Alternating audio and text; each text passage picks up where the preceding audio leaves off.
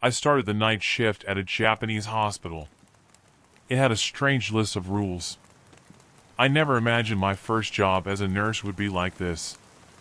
Fresh out of nursing school, I thought working night shifts would give me the experience I needed.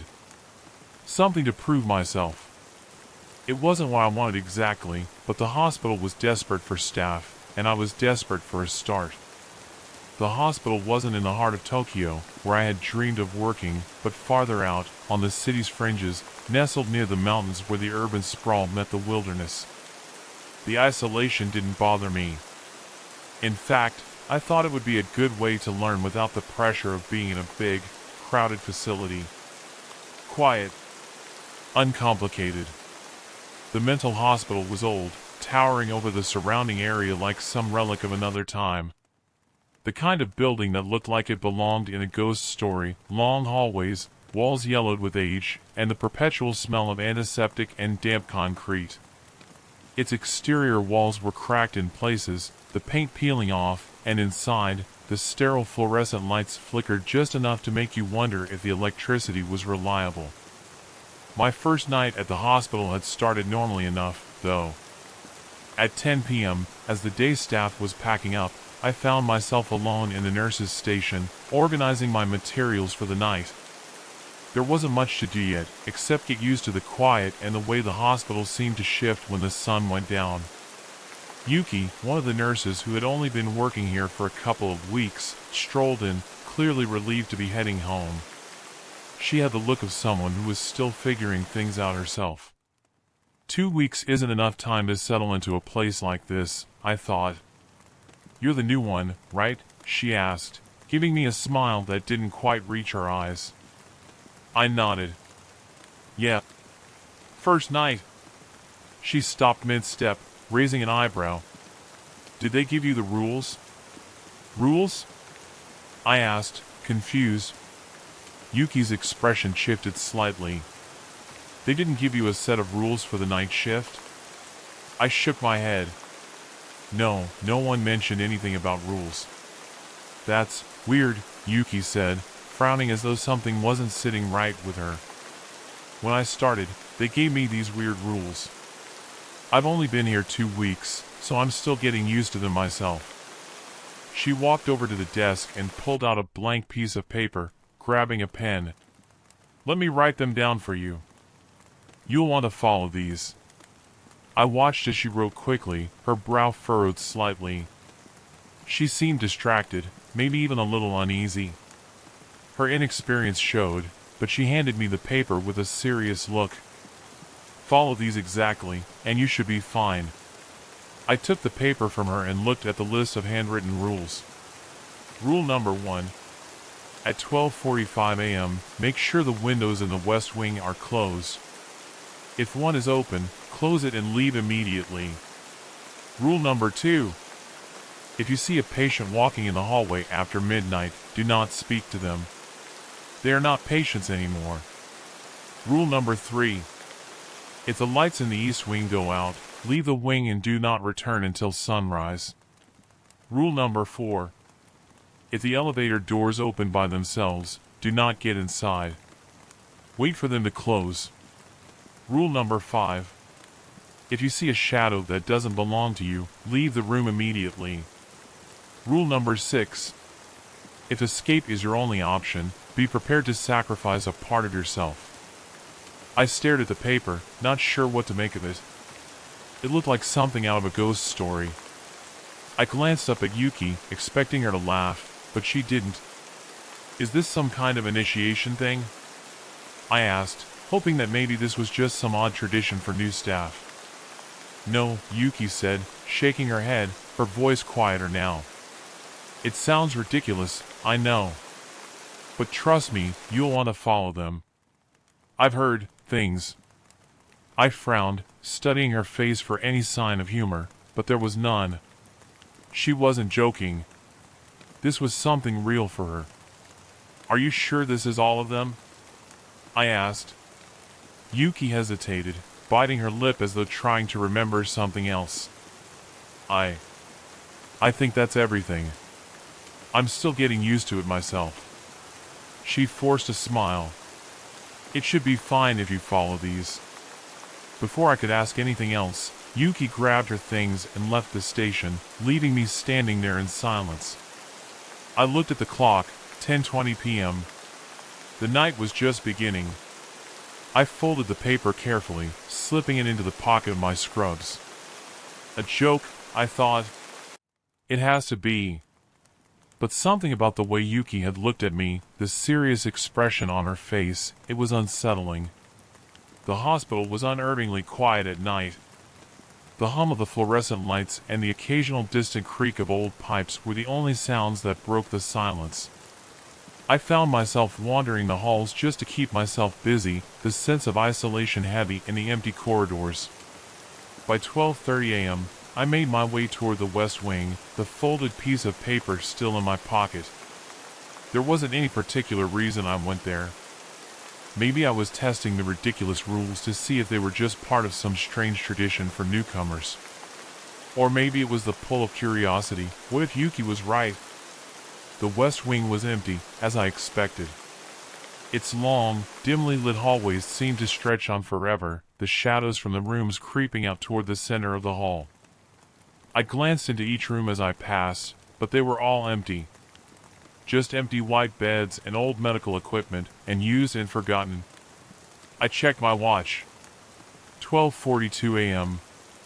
My fingers grazed the folded paper in my pocket, and I sighed. Might as well get it over with.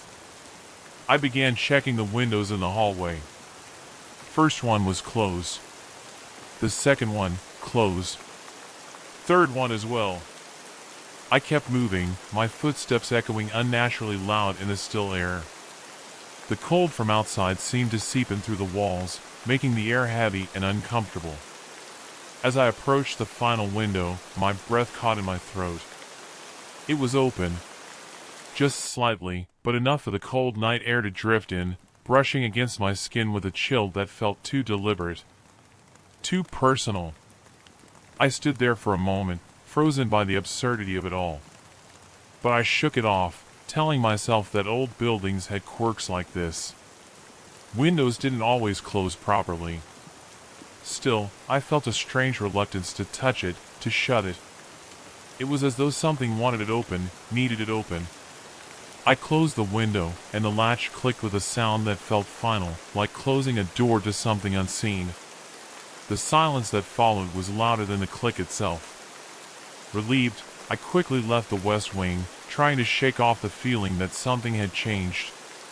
It's just an old hospital. Nothing more. By 1:30 a.m., the hospital had settled into an eerie kind of stillness. I returned to the nurses' station, trying to distract myself by checking the security monitors. Most of the patients were asleep, their rooms quiet. Except for room 5. The man inside had been pacing back and forth for a while. I didn't think much of it at first.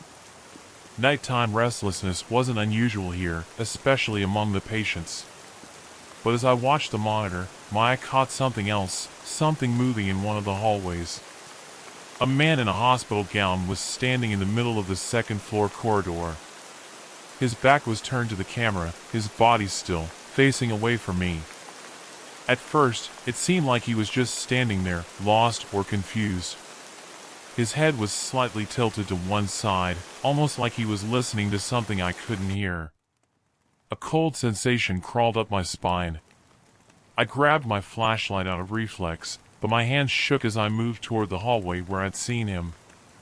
My footsteps were slow, hesitant, the beam of light bouncing nervously off the walls as I reached the corridor.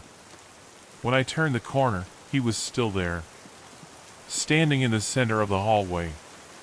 His back was to me, his hospital gown hanging loosely off his frail frame. His posture was wrong, his body stiff like a mannequin. He wasn't moving.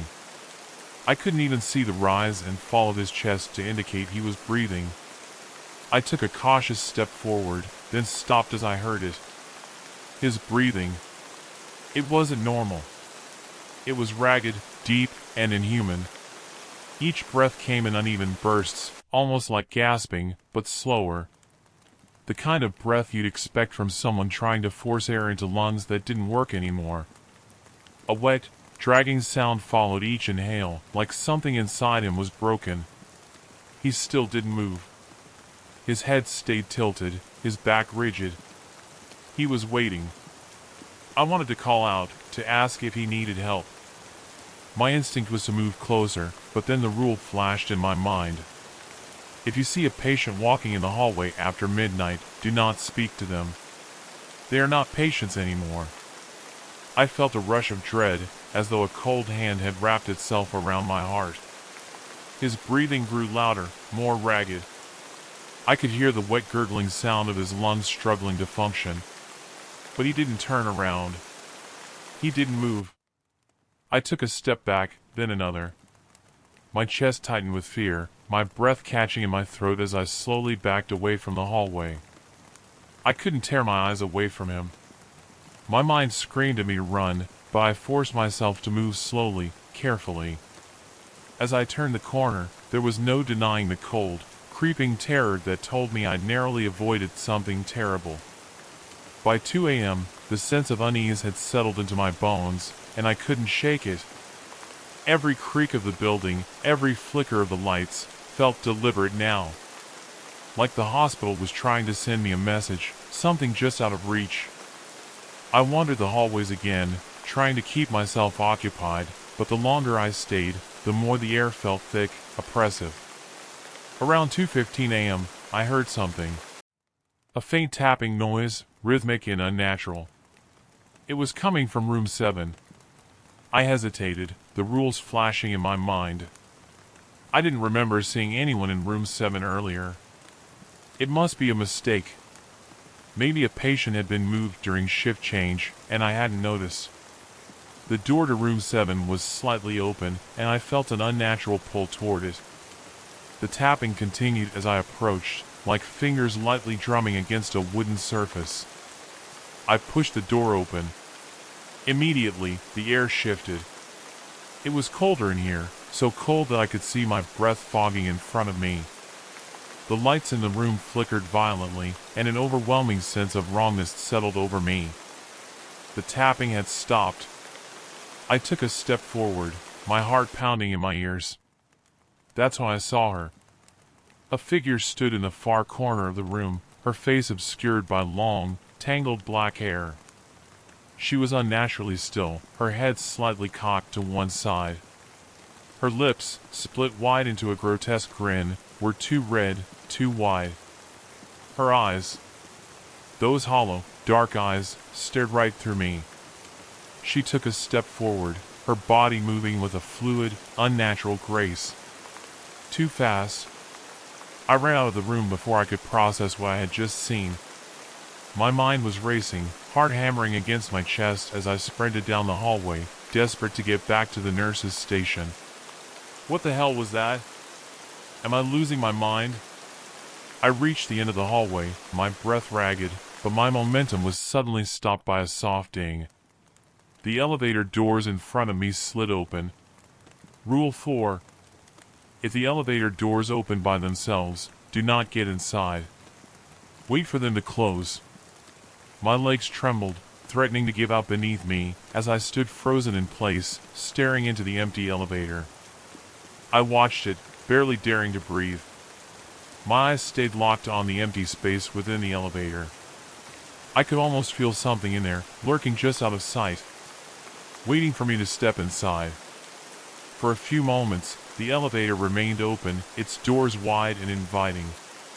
Then, slowly, they slid shut with a final, mechanical click. I let out a shaky breath, my nerves frayed beyond belief. I was losing the grip on reality. Everything felt wrong. So deeply, impossibly wrong. I rushed back to the nurse's station, trying to collect myself, but the panic was tightening around me like a vice. My mind was racing, trying to piece together what was happening. As I approached the station, I glanced down the corridor leading to the east wing. That's when the lights went out. The entire hallway was plunged into darkness so complete that it seemed to swallow the air around it. My feet felt like they were made of lead. I stood frozen in place, unable to tear my eyes away from the pitch-black void that had once been a hallway. The shadows crept toward me, moving like liquid, alive with an unseen force. I felt it then. Something watching me from within the darkness. Its presence was undeniable, pressing against my chest like a weight I couldn't escape. Slowly, I backed away, my breath quickening as I distanced myself from the blackened wing. I couldn't see what was in there, but I knew I didn't want to find out. Not now. Not ever. I arrived at the nurse's station, my hands shaking uncontrollably as I rifled through the papers on the desk. My vision was blurred, panic clawing at the edges of my mind. The hospital was alive with something I couldn't understand. As I shuffled through the mess of paperwork, my hands found an old, crumpled sheet of paper buried beneath patient records. I unfolded it slowly, dread creeping up my spine with every word I read. The list was identical to the one Yuki had given me, except for one crucial detail. Rule 3, do not enter room 7 after 2 a.m. My heart sank. I had broken a rule. Yuki forgot a goddamned rule. I glanced up from the paper, my hand shaking, and that's when I saw it. There, on the far wall across from the nurse's station, a shadow stretched unnaturally long, too far from any light source to be my own. At first, it was subtle. A dark shape that shifted in the corner of my vision. But as I looked closer, my breath hitched. The shadow moved. But I hadn't moved. Rule 5, if you see a shadow that doesn't belong to you, leave the room immediately.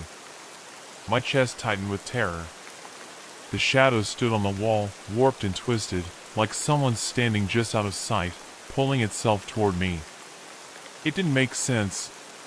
There was nothing there, nothing that could cast a shadow like that. It loomed larger, darker, as if the very light was bending to accommodate it. And then, the shadow shifted again, breaking from the wall and moving across the floor toward me, as though it had come alive. The air in the station thickened, suffocating me. I couldn't breathe. My legs felt frozen in place, my feet glued to the ground, as if the shadow was pulling at me. She was watching me from within the darkness. I could feel it. I stumbled back, tearing my gaze away, my heartbeat thundering in my ears. As I fled the room, the shadows twisted unnaturally, creeping along the floor, their edges darkening and thickening.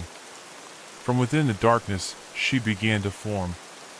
Her twisted body pulling itself free from the void like she was born from the night itself, her torn smile stretching wider with every step. My legs carried me down the hallway, every muscle screaming as I reached the hospital's entrance. I slammed my hands against the heavy doors, but they wouldn't budge. No matter how hard I pulled, no matter how desperately I tried to force them open, they remained sealed tight. My mind spiraled as the sound of footsteps echoed behind me. Slow, heavy, and deliberate. I knew who they belonged to. She was coming. The slit-mouthed woman. The figure I had seen in room 7. She was here, her presence a physical weight pressing down on me, her whispers growing louder, crawling into my ears, seeping into my mind. The words were unclear at first, but then they started forming into one clear message. You broke the rules, you can't leave. Frantic, my eyes darted around the small reception area near the entrance. There, on a metal cart pushed against the wall, I spotted it. A surgical tray, tools scattered across its surface. Among them was a scalpel, sharp and gleaming in the dim light. My breath hitched as I remembered the final rule. If escape is your only option, be prepared to sacrifice a part of yourself. My hands closed around the scalpel, and I held it up, the blade catching the dim light of the room. I had no other choice. The footsteps were growing louder, closing in. The thought of what she might do to me was enough to push me over the edge. With trembling hands, I brought the scalpel down toward my finger. My heart raced, my breath catching in my throat. Tears blurred my vision, and I bit down on my lip, bracing myself for what had to be done. The blade pressed against my skin, and with a deep, shuddering breath, I made the cut. The pain was immediate, searing, and blinding. Blood pooled around the scalpel, dripping onto the cold floor. I wanted to scream, but I bit down harder on my lip, tasting blood as I forced the cry back down. I had to finish. With one last agonizing movement, my finger dropped to the floor with a sickening thud. The room spun, my body trembling from the shock of it, but I gasped, almost collapsing onto the floor beside it. But then, the doors to the entrance burst open, and I felt the weight lift from the air. The hospital seemed to sigh, releasing me. Blood still poured from my hand, warm and sticky, as I stumbled on shaky legs toward the main street. Every step felt like a battle, my heart thundering in my chest, my breath shallow and ragged. The outside world lay just beyond, a cold, indifferent freedom waiting for me. But as I crossed the threshold, I didn't feel relief. Not at all. I turned back, my gaze lingering on the dark, cursed corridors of the hospital. I had escaped, yes, but I had left more than flesh behind. Something deeper, something vital, had been torn from me in that place. Story 2. I'm a journalist who follows a strange list of rules, and it started when I interviewed a psychiatric patient misdiagnosed with OCD. Series. My name is Kai Martin, but I went by a catchier moniker on YouTube. It was about privacy as well as branding. You might have seen my channel back in the day, but I'm not going to provide a link. Anyway, by December of 2021, it was profitable enough for me to quit the day job. That month's YouTube ad revenue was equal to a year's worth of earnings from the Daily Shitstain, not its real name, believe it or not. My local newspaper was an endangered medium, eyeballed by greasy bundles of cod and chips more than humans. Let's put it that way. Moreover, freelance journalism comes without restrictions. I reported on whatever so pleased me. In the name of a scintillating story, I'd faced war criminals, traffickers, and next-door killers.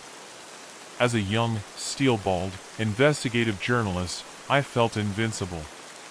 And that sort of adrenaline blinds a person to danger. It's why I wasn't frightened of Cedric Roberts. I should have been. Cedric was an ordinary man.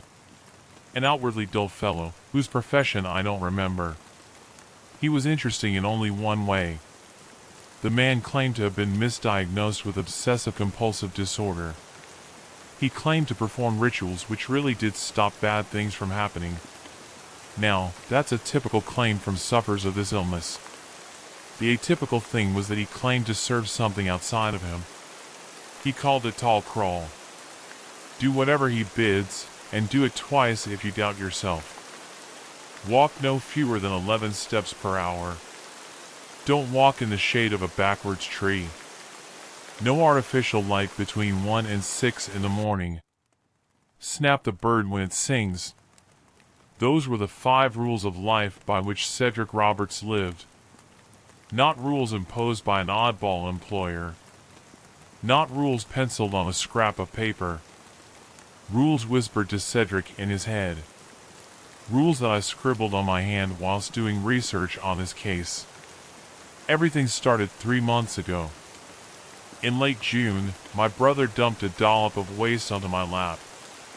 Dressed it up as a vanilla sundae, and I swallowed it with ease. Why did I entertain him?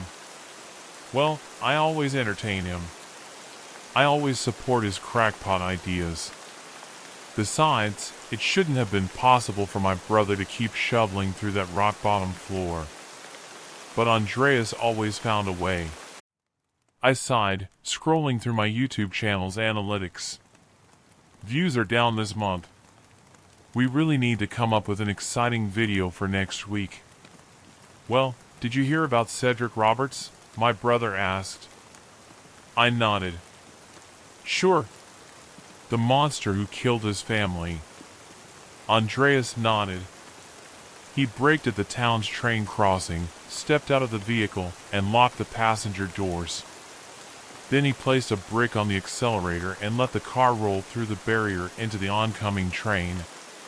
Witnesses said his wife and 2 daughters were banging on the windows and screaming, but it was all over in seconds. The train pancaked the car, and Okay, Andreas, I interrupted, feeling nauseated. Anyway, he ended up in a psychiatric unit, my brother said. It's a horrible story, but I have nothing to add that wasn't already covered by the paper, I said. My brother smiled. You do now. I was talking to our source at the station, and she... Just call her Holly, I said, rolling my eyes. Right. Well, Holly revealed something interesting, Andreas continued. And not just that you're absolutely smitten with her. I heard about your date too. Get to the point, I said, blushing. My brother smiled, then returned to a solemn expression. Cedric Roberts said that something else killed his family. Said that a higher being was punishing him for getting a compulsion wrong, Kai. He was diagnosed with schizophrenia and OCD. And that was it. I had to interview this man. Without even arranging an appointment, I slumped into my car and set off. It was about more than our connection to Case. Andreas and I had lost our mother to suicide 7 years earlier. She had been broken by her obsessive-compulsive disorder. It wasn't even about Cedric's murderous rampage. It was about the itch on my nape. One which burrowed deeply, like the tarmac snaking through grooves in fields and mounds. A long, country road that ascended towards a secluded psychiatric hospital. The ward was a gray blot atop a hilly landscape. One with 3 stories of tall, glass panes lined up far too squarely. The building pained my eyes for a reason I did not know, yet trusted with unwavering certainty. It was a clearer warning than any I'd ever seen, heard, or felt. My mind was telling me to turn back. Something watched me from one of the windows. Something I didn't see. Something that didn't belong. I've been his psychiatrist for less than 5 days, Dr. David Pendleton said after I entered the building and introduced myself. Dr. Rosetta Wright would have been more helpful, Mr. Martin. She was Cedric's specialist for 11 months. Right. I'd like to speak to her then. May I have her details? I asked. No, Pendleton replied. I nodded. Because she'd rather not speak to a journalist? Because she's dead, he bluntly answered. I felt it again. The primitive urge to turn back. The same instinct that had detected something worse than eyes watching me from the hospital windows. And I also inferred, from the tone of David's voice, that Dr. Rosetta Wright's death was linked to Cedric Roberts in some way. I feared that it might be linked in the worst way. Did he kill her? I near silently asked. Dr. Pendleton shook his head, then winced as if coming to his senses. I'm not myself at the moment. I really shouldn't be talking to a journalist about any of this. Rosetta was a dear friend of mine, Mr. Martin. You're taking advantage of my grief by poking your nose into this. I'm not trying to take advantage of you, I promise. This story means a lot to me. I imagine it'll help your career, the doctor cynically said. It's not that. My mother was an OCD sufferer, I replied, teeing up for the winning stroke. Her illness led her down an awful path, Dr. Pendleton. She eventually took her own life. There came a long pause as the doctor cautiously chose his next words. He finally said, if you really have no exploitative intentions. I don't, I promise. Fine, Dr. Pendleton said. I'll have to ask for Cedric's permission, of course. The patient, surprisingly, was keen on the idea of talking to a journalist. Given his volatile nature, however, Dr. Pendleton thought it best to have members of staff physically restrain the man before I entered his room. I'll let you conduct your interview privately, the doctor said as we stood outside Cedric's room. He's been docile today. That's the only reason I'm allowing this interview. But shout if you need me. I'll be right outside, Mr. Martin. Less than 5 yards away. Sure. Separated from the family killer by a wooden door and a plastered wall, I thought, envisioning all the ways in which the patient might butcher me before help would arrive. But I inhaled deeply, summoned every shred of my courage, and entered the white-walled cell labeled 307. Cedric Roberts was constricted by a taut leather belt around his midsection, but nothing could have restrained his untoward grin. The man sat cross-legged on a neatly made duvet. He was a strange sight. A 40-something-year-old sitting like a monk or a well-behaved schoolchild, but neither was the case. I knew what this supposed family man had done. A heinous act driven by a mind either evil or unwell. I still wasn't sure which, and that was what I wanted to investigate. I wanted to disprove his claims of supernaturalism and grandeur. I needed to disprove it. Since I'd first glimpsed the hospital on the horizon, a prison which barely held this imposing man, I'd felt something I didn't know how to explain. A terror I desperately wanted to explain.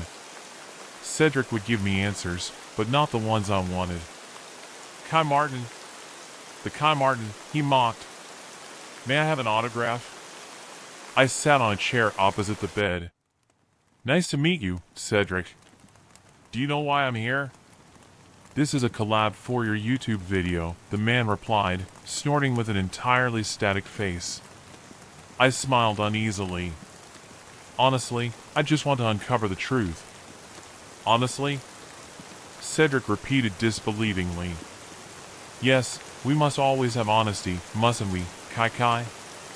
Something stirred violently in my belly as Cedric uttered a nickname I'd only ever been called by my mother. That fact, alongside the oppressive sensation of 307's watchful walls shrinking, filled me with a foreign strain of fear. I know what happened on that afternoon, Cedric, I said. Who made you kill your family? He smiled. My beautiful Isabel called him Tall Crawl. He crawled up my body, you see. When you do what he says, he crawls, grows, feeds, until he is tall. Tall Crawl, I softly said, sparking a sharp chill on my left forearm. It was only a child's bemusing name. As bemusing as my feeling of being watched by unseen things, not quite eyes. But some perplexing anomalies are borderline inexplicable. Some oddities are funny, like 4 buses arriving at once. Some oddities are terrible, like the fetal shape of a body that rose beneath Cedric's duvet. A shape that the patient roughly flattened with a thump of his hand, before massaging the bed slowly. Uncomfortably. My heart throbbed sharply at the sight I knew I hadn't imagined. And then the man transformed his 2 longest fingers into striding legs, before marching them slowly up his right arm. And as he did, there came the sound of slow, clacking footsteps in the hospital hall. Footsteps sounding in horrible harmony with each stride Cedric's leg fingers took across his flesh. I was so distracted by the approaching footsteps that, in my state of terror, I barely noticed the pain. Only when the footsteps of some unseen figure halted at the door to 307, but were not accompanied by knocking knuckles, did a meek groan finally escape my lips. Bloody, crescent-shaped dents had been trodden into my left arm, as if I were Cedric's reflection. The wounds were in the exact spots the man's walking fingers had marked on his own skin. Impossible half-moon wounds inflicted by unseen puppet strings. What have you done? I wailed. But my lips only formed the shapes of the words. No sound escaped. My autonomy had been stripped by Cedric. And worst of all, he somehow heard or felt what I had silently screamed. I'm following his creed, Kai. Walk no fewer than 11 steps per hour, the man said, reciting his second rule. I looked down at the 11 deep cuts on my arm, forged by unclean fingernails. Then I looked at the 5 rules I'd sloppily jotted on my palm the night before. Tall Crawl starts at your toes, you see, Cedric finally explained. He climbs up, and up. Up to your breast. Up to your frown.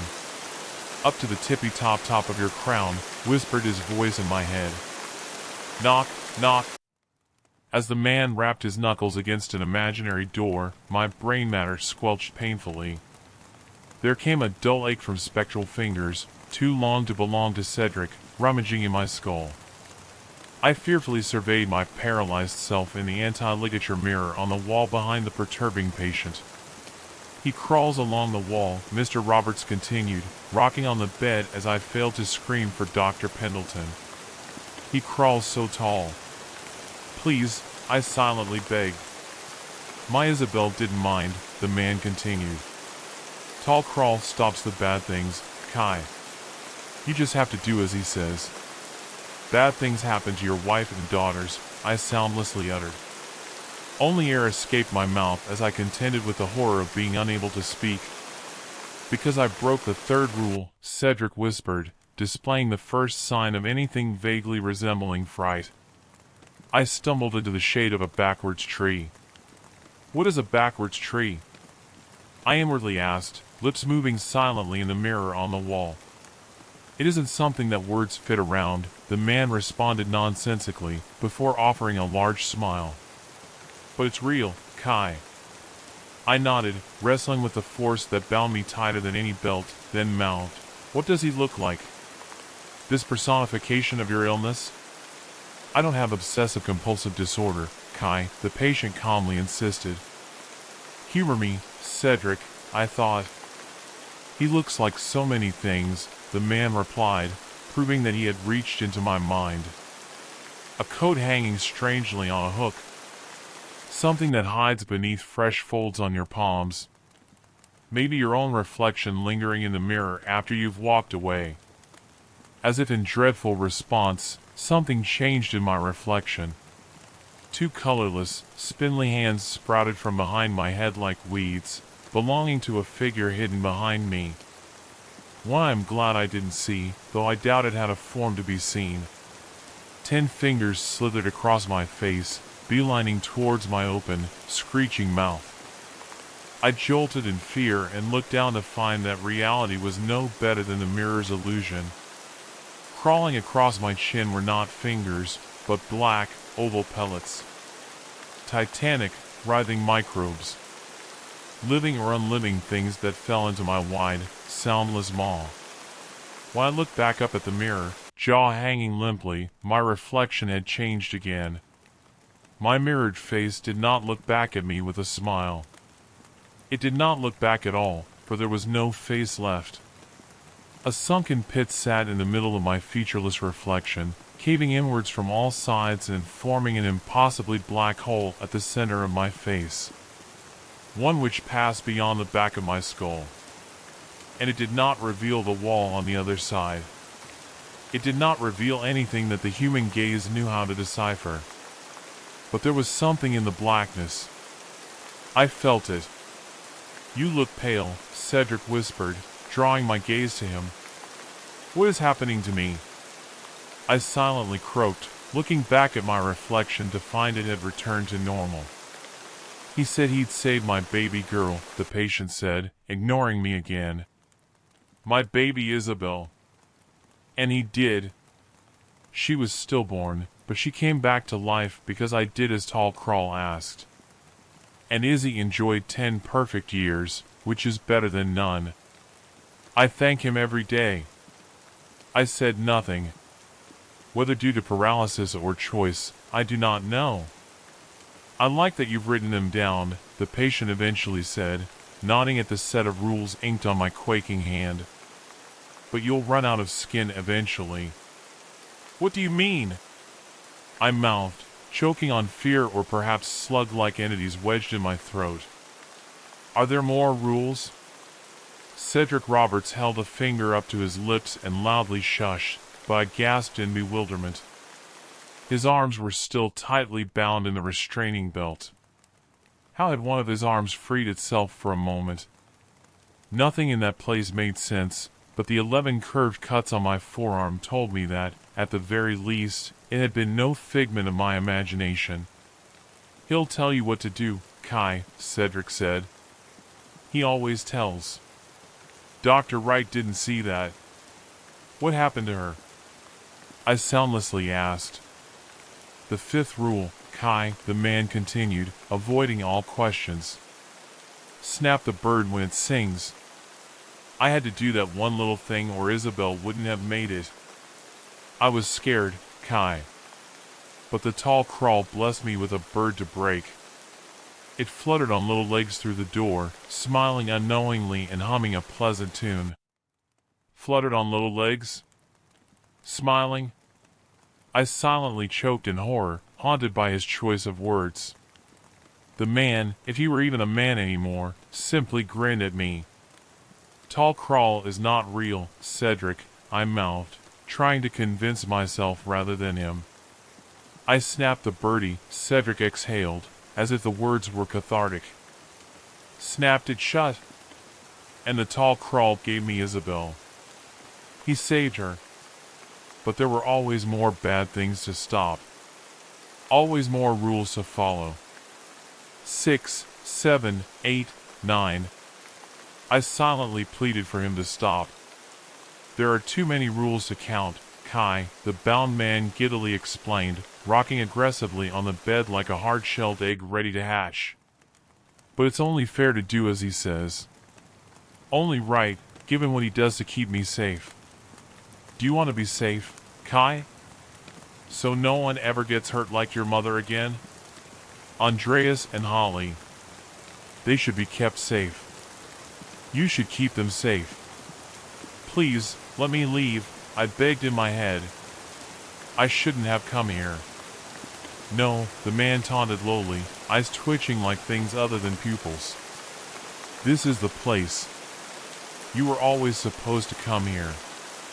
To welcome the tall crawl into your heart. An unseen pall hung over the boxy room. It clung to Cedric like a heavy fabric. The tall crawl. That was what I saw. It was not a man. It was not any one thing at all. He looks like so many things, Kai. The man's words bounced off the walls of my skull as I shivered at shapes in my peripheral vision. I could already feel my feet tingling. Could already feel something starting to drag its prickly, transparent form across the top of my toes. A small crawl that would grow. It was too late. Whether I'd wanted to welcome the tall crawl or not, he was there. Follow the rules, Kai, Cedric whispered, giggling. There are more than 5. There are always more. I shot to my feet, falling for the illusion that the demon had given me back my freedom for a second. Temporarily afforded me the illusion of independent will. It was a cruel joke that seemed to please Cedric Roberts. Made him guffaw wildly as I tentatively pressed towards the exit. Bye-bye, Kai, the patient said. And then the man began to walk his fingers across his flesh once more.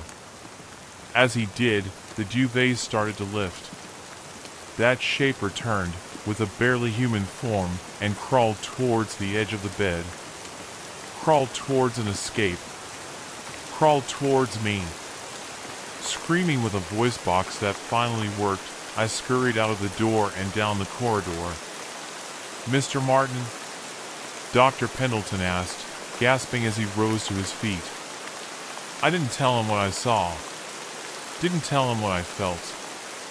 But the doctor followed me, cornering me into a conversation, and noticed the wounds on my left forearm.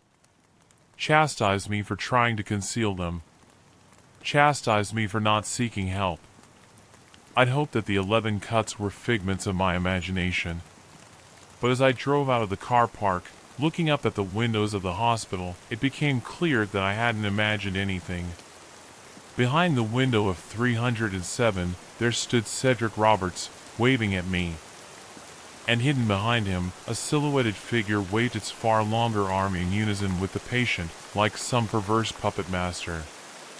An arm without color. Without texture.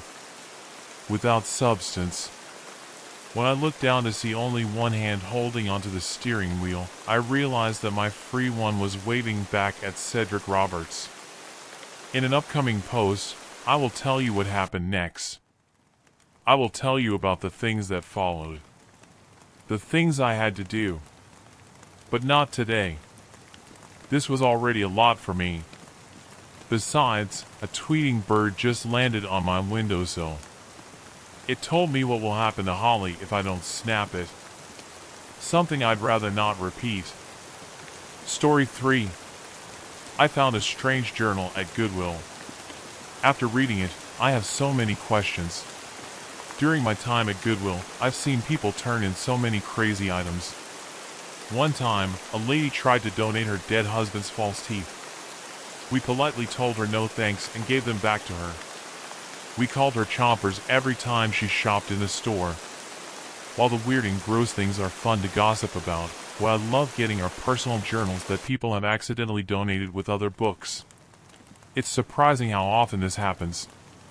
There's a thrill in reading something a person never intended for someone else to read. The honesty and true feelings that leap off the page are a gas to read. Last week, I came across a journal someone had dropped off late in the evening with a cache of other books. As soon as I fished it out and started reading, I was hooked. This is, without a doubt, the weirdest, freakiest thing I've ever read.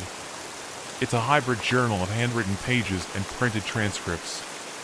It's odd. I'm gonna post the best parts, hoping someone out there can fill me in on what I've read. If any of this sounds familiar, please reach out. I have to know more. I've been married to my wife Faith for 4 years and together for 6. It's been the happiest 6 years of my life.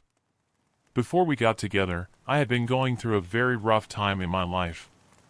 My parents had died in a house fire about 4 months before we got together. The fire department suspected arson, but never found who was responsible. Never getting closure on such a profound loss numbs your heart. On top of that, I had learned that my company was downsizing, and they gave me my walking papers a week after I buried my folks. Since these things come in threes, joining my parents' death and lack of career prospects was the last member of the trio, alcoholism. I hit the skids pretty hard. I was looking for a good time and thought I'd find it at the bottom of a bottle. While there was a brief period of fun when I'd go out drinking, in this case, fun meaning not feeling like jumping off a bridge for about 2 hours before blacking out, that soon gave way to hooking up with random weirdos, feeling like garbage every morning, and a rapidly dwindling savings account. It was during this low point in my life when I found Faith. I first saw her working at the grocery store near my house and thought she was a knockout. Since I was there all the time grabbing something to drink, I eventually got to talking with her. Liquid courage and all that. Turns out, we had a lot in common. While we first bonded over small things, bands we liked, favorite cereal, we were in the aisle, stuff like that, but soon we started having the type of conversations you'd have on dates. I took a shot and asked her out and, after she berated me for taking so long, she said yes. It was the first good news I had received in months. Our first date was amazing. We met for Mexican food at a local favorite and lost track of time chatting. She told me she'd finished school 2 years earlier with a degree in substance abuse psychology, but had trouble finding a good job. She was working at the store temporarily until she found something better. I joked that while I was upset she hadn't nailed down her dream job yet, I was glad it had led to us meeting. She agreed and added that it felt like fate. I couldn't disagree. Faith helped me heal myself. Her warming presence in my life helped to thaw my heart. She had noticed my drinking and, while never judging, she helped to guide me to putting down the bottle for good. It was a revelation, and I immediately felt the changes in my life. I had gone through a tunnel of shit and came out clean on the other side. Faith did that. It's not an exaggeration to say that I fell head over heels in love with her about a month into our dating. I knew I had fallen into the best thing that's ever happened to me, and I didn't want to lose it. I started thinking about ways I could support and help her. While I'd never be able to repay her for saving myself for myself, I became her biggest supporter. When she felt down, I did whatever I could to lift her up. Eventually, she found that job. Not long after, we moved in together. My happiness had returned and Faith was my North Star. I say all this to set the table for how weird her behavior lately has been. Ever since she started her new job, she's been working long hours at the office. At first, She said it was something everyone goes through when they first start in this line of work. Lone man, or woman, as it were, gets the extra workloads. Faith didn't mind too much. She loved her job and was amazing at it. Anyone who got her as a counselor could count themselves as lucky. I missed her, but I understood. I, too, had found new employment and saw my free time dwindle. We both had to try a little harder to make things work. It wasn't always easy, but some things are worth the hassle. Faith was worth the hassle. Within a few weeks, my job fell into a normal routine. I expected hers to follow suit, but that wasn't the case. In fact, her hours got more erratic. She started having counseling appointments later into the evening, as some of her new, more difficult clients had to work around very full schedules. On top of that, she had become closer to her coworkers and, after rough days in the office, they'd sometimes need to blow off some steam with a drink at the local bar. Faith told me I could join them if I wanted, but I didn't want to be that guy. I trusted her implicitly and wanted to give her some space. If you've ever spoken with a teacher, the bond they get with their coworkers becomes ironclad. They have to deal with so many unexpected issues from their students, parents, and administration, and that's before they're expected to teach the Revolutionary War to bored middle schoolers. It's like soldiers bonding in a battle. Unless you've been there, you can't really understand it.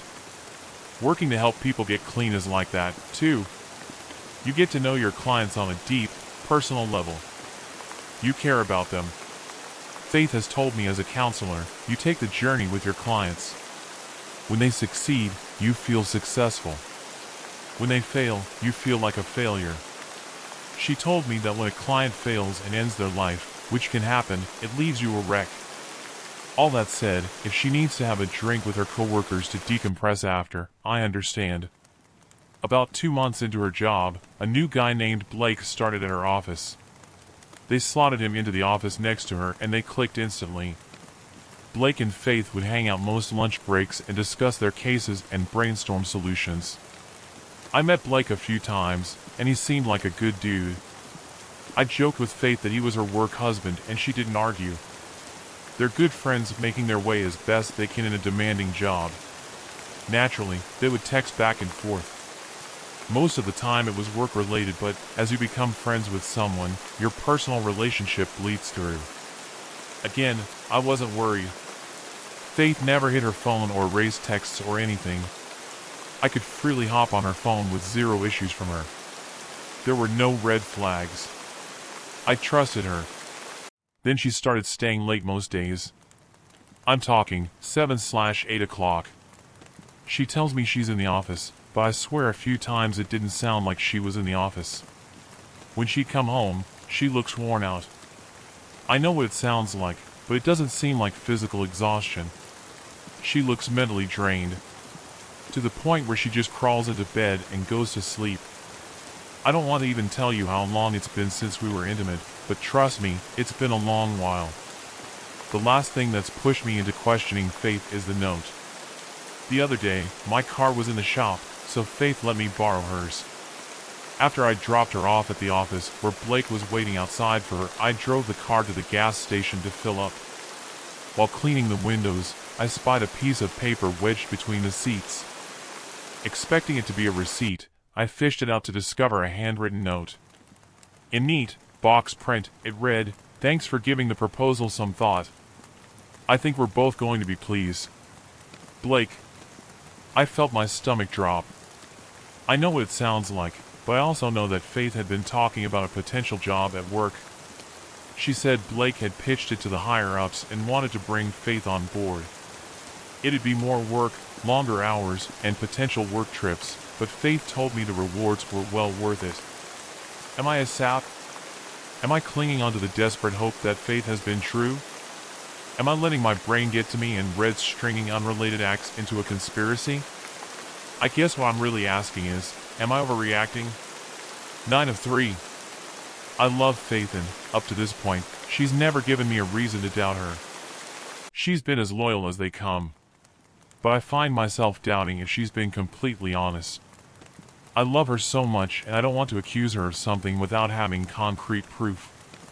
If nothing else, Putting these thoughts to paper has made me determined to look a little closer. I asked Faith about Blake waiting for her, and she said it's a habit they've gotten into. Blake read about meeting your team members as they come into the office as a way of strengthening the team bond.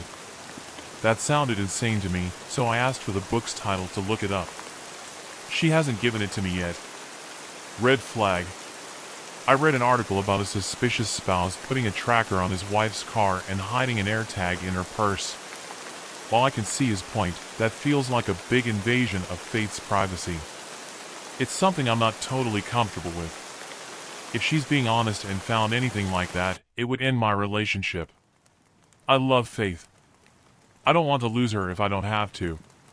That said, it's on the table. Okay, the update. I kept the note in my pocket the entire day. Every time I felt it with my hand, I felt a pang of fear rush through my body. Faith had helped me through the toughest time of my life. She was my North Star. I'm afraid what would happen to me if I found out she was cheating. When she got home from work that night, her latest yet, just after 9, I stopped her from going right to bed and sat her down. She protested, telling me she needed to get some sleep because she was feeling drained, but clammed up as soon as I dropped the letter on the table. She sat in silence for a bit, and I swear I could see the gears in her head moving. It was like she was in a trance or something. I finally cleared my throat, and that seemed to snap her back to reality. When I asked her about the note, she told me it was totally innocent. She mentioned Blake was very formal, and he gave similar notes to all the new team members. I questioned her about the phrase "we're going to be pleased," and she chuckled. She said it met with the results of the project. I asked why she'd be coming home so late and, like every other question, she had a ready-made answer. She said it shouldn't be a big surprise. She had mentioned there might be some later nights, but she assured me it was only temporary. I asked the thing that had been bothering me for a while but had been tiptoeing around. I asked why, when she comes home, she goes right to bed. No greetings. No TV watching. No questions about my day. And sex? Forget about that. She seems to recoil at my touch.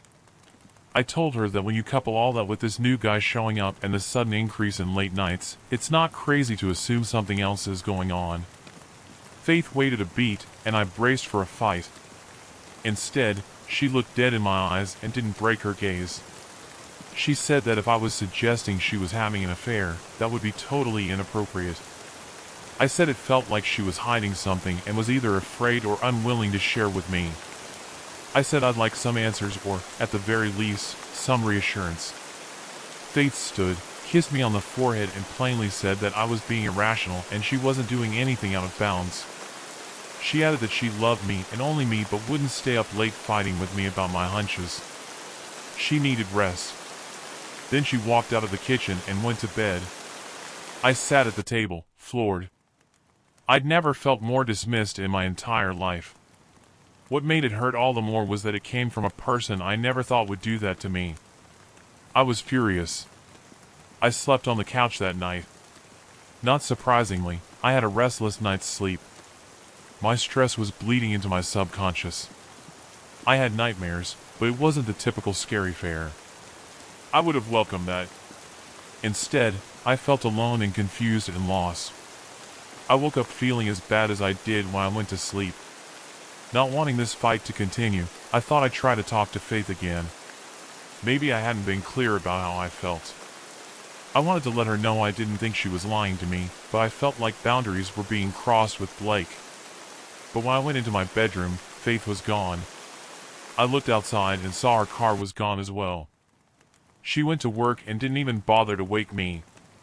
She knew I went to bed upset, and it was like it didn't matter to her at all. Blake would be waiting, after all. That's when I knew I was going to have to be more proactive if I wanted to find out what was really going on. I brought up Amazon and added a few items into my cart. I haven't purchased yet, but I'm ready to. If she couldn't be honest with me, then I'd find out the truth the hard way. I'll post a new entry when I find out more information. 9 out of 10. Okay, so, things have gone from bad to worse. I decided not to call or text Faith that day. If she wanted to talk to me, she could make the effort. I thought maybe my silence would help get across my feelings. I was wrong. Not only did Faith not call or text, she stayed out until just past midnight. I was a mixture of anger and concern. She'd been out late before, but never like this. Around 10, I finally broke down and sent a text asking where she was, if she was okay, and when she planned on coming home. She never replied. I sat on my couch, stewing in my emotions until I heard the front door swing open. I jumped off the couch and ran over to the door. Faith was a bit surprised to see me still awake. She smiled, said hello, and tried to give me a hug. I pushed her away and started nervously laughing. She asked what was wrong, and I nearly shot through the roof. I asked where she had been and Faith said she had been working late at the office. I mentioned it was midnight, and working that late wasn't normal. Faith just shrugged and said that it was quiet during those hours and she could get so much more done.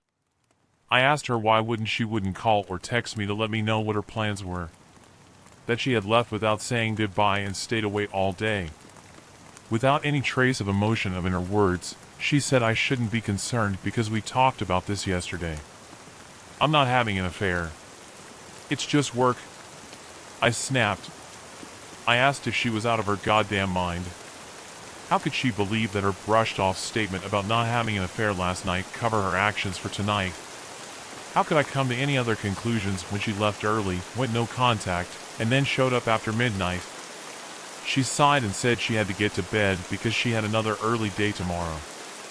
Letting my emotions get the better of me, I asked if Blake was there with her.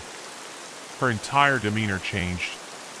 Her posture got more defensive and her face, briefly, let her annoyance seep through. We were working is all she said, before walking past me and heading toward the bedroom. My blood was boiling, and I knew I'd never be able to fall asleep. I hadn't planned on doing this, but I knew if I stuck around, I'd insist on fighting. The way I felt, I'd be setting myself up to say something I'd regret.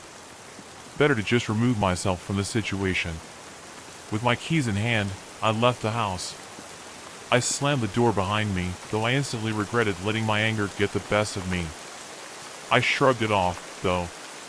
At this point, in for a penny, in for a pound. After my impromptu night stroll, I quietly re-entered my house. Faith had shut off the lights and went to bed.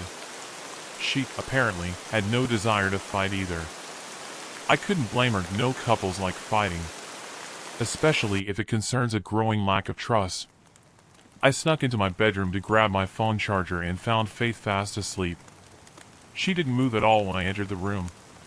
I was about to leave when her phone chimed. Someone had sent her a text. I decided I needed to take a look at who thought a text at nearly 1 in the morning was a good idea. It was Blake.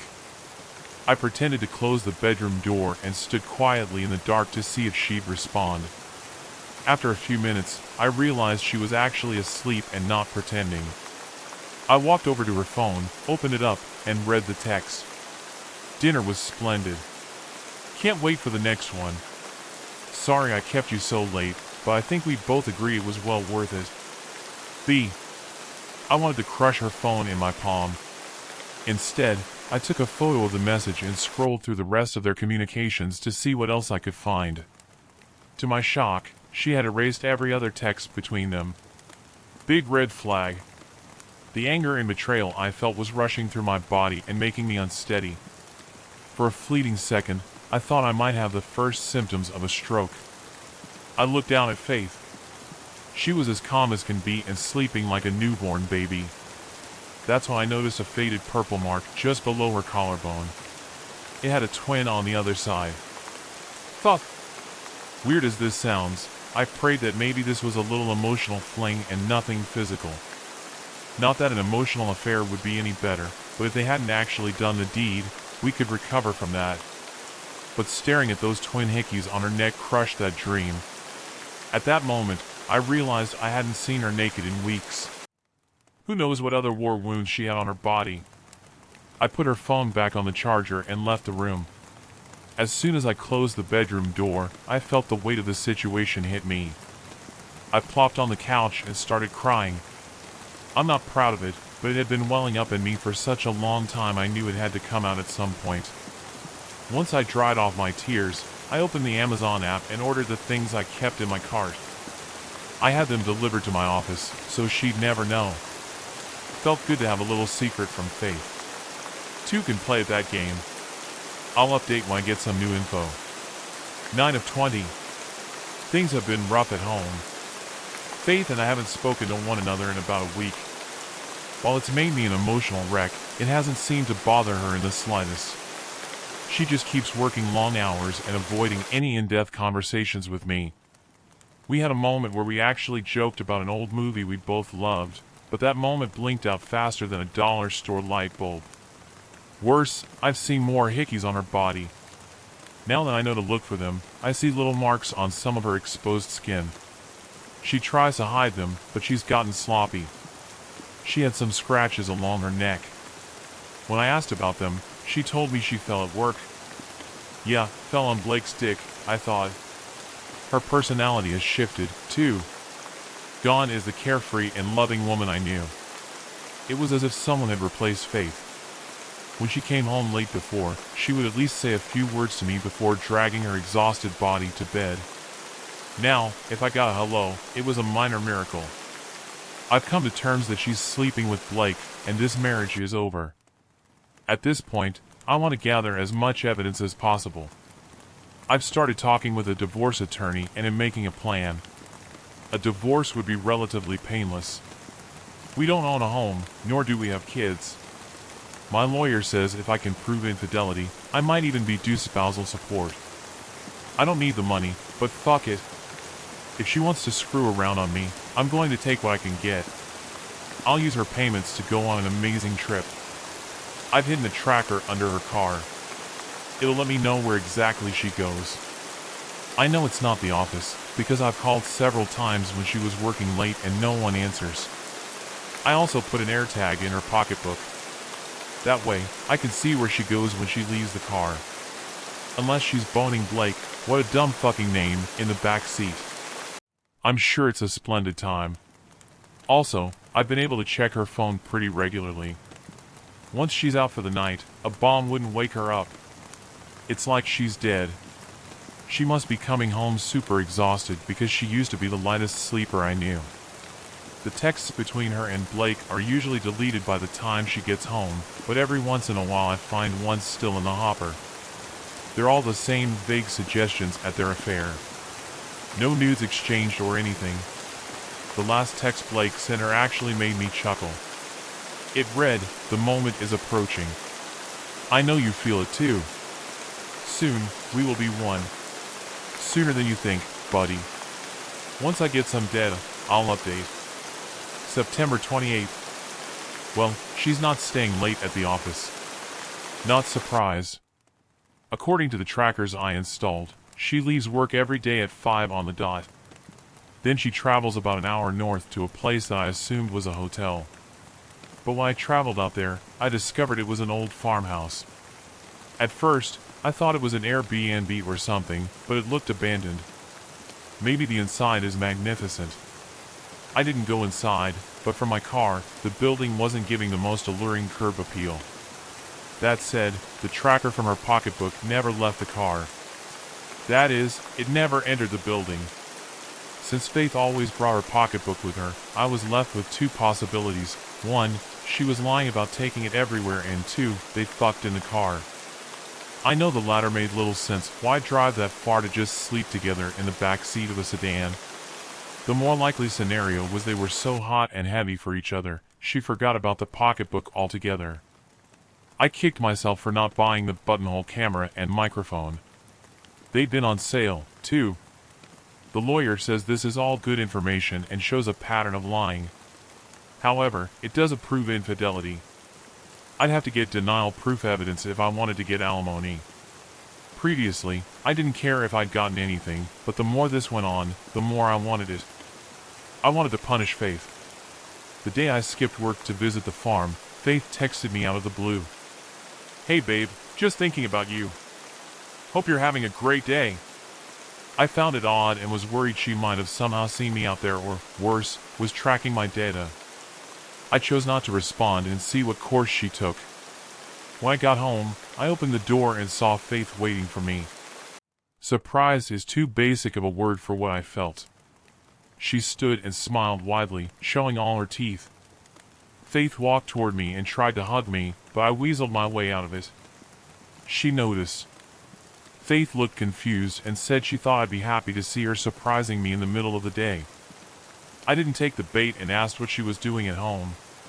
She asked me to sit, and we did. Faith said that she's aware that things had been off between us and wanted to have a long, overdue chat to set my mind at ease. I asked her why she suddenly had a change of heart. Before she could answer, I heard our toilet flush. I stood up and glared at her. I asked her who was with her. The door opened, and my question was instantly answered. It was Blake. He nodded at me and plastered on a fake smile. He extended his hand to shake, but I didn't move. Blake eventually got the hint and lowered his hand. I demanded to know what was going on. Faith, ever the counselor, kept a neutral face on during all of my questions. In a measured voice, she said that she could see that I was upset and that I probably had a million questions and that it was her hope she could explain everything. I leered at Faith. The sheer audacity of this woman was astounding. I snapped. I asked her on what fucking planet would I be okay with her being in my house with him all alone in the middle of the day? Blake tried to step in and suggest that the only reason he was there was to vouch for her story.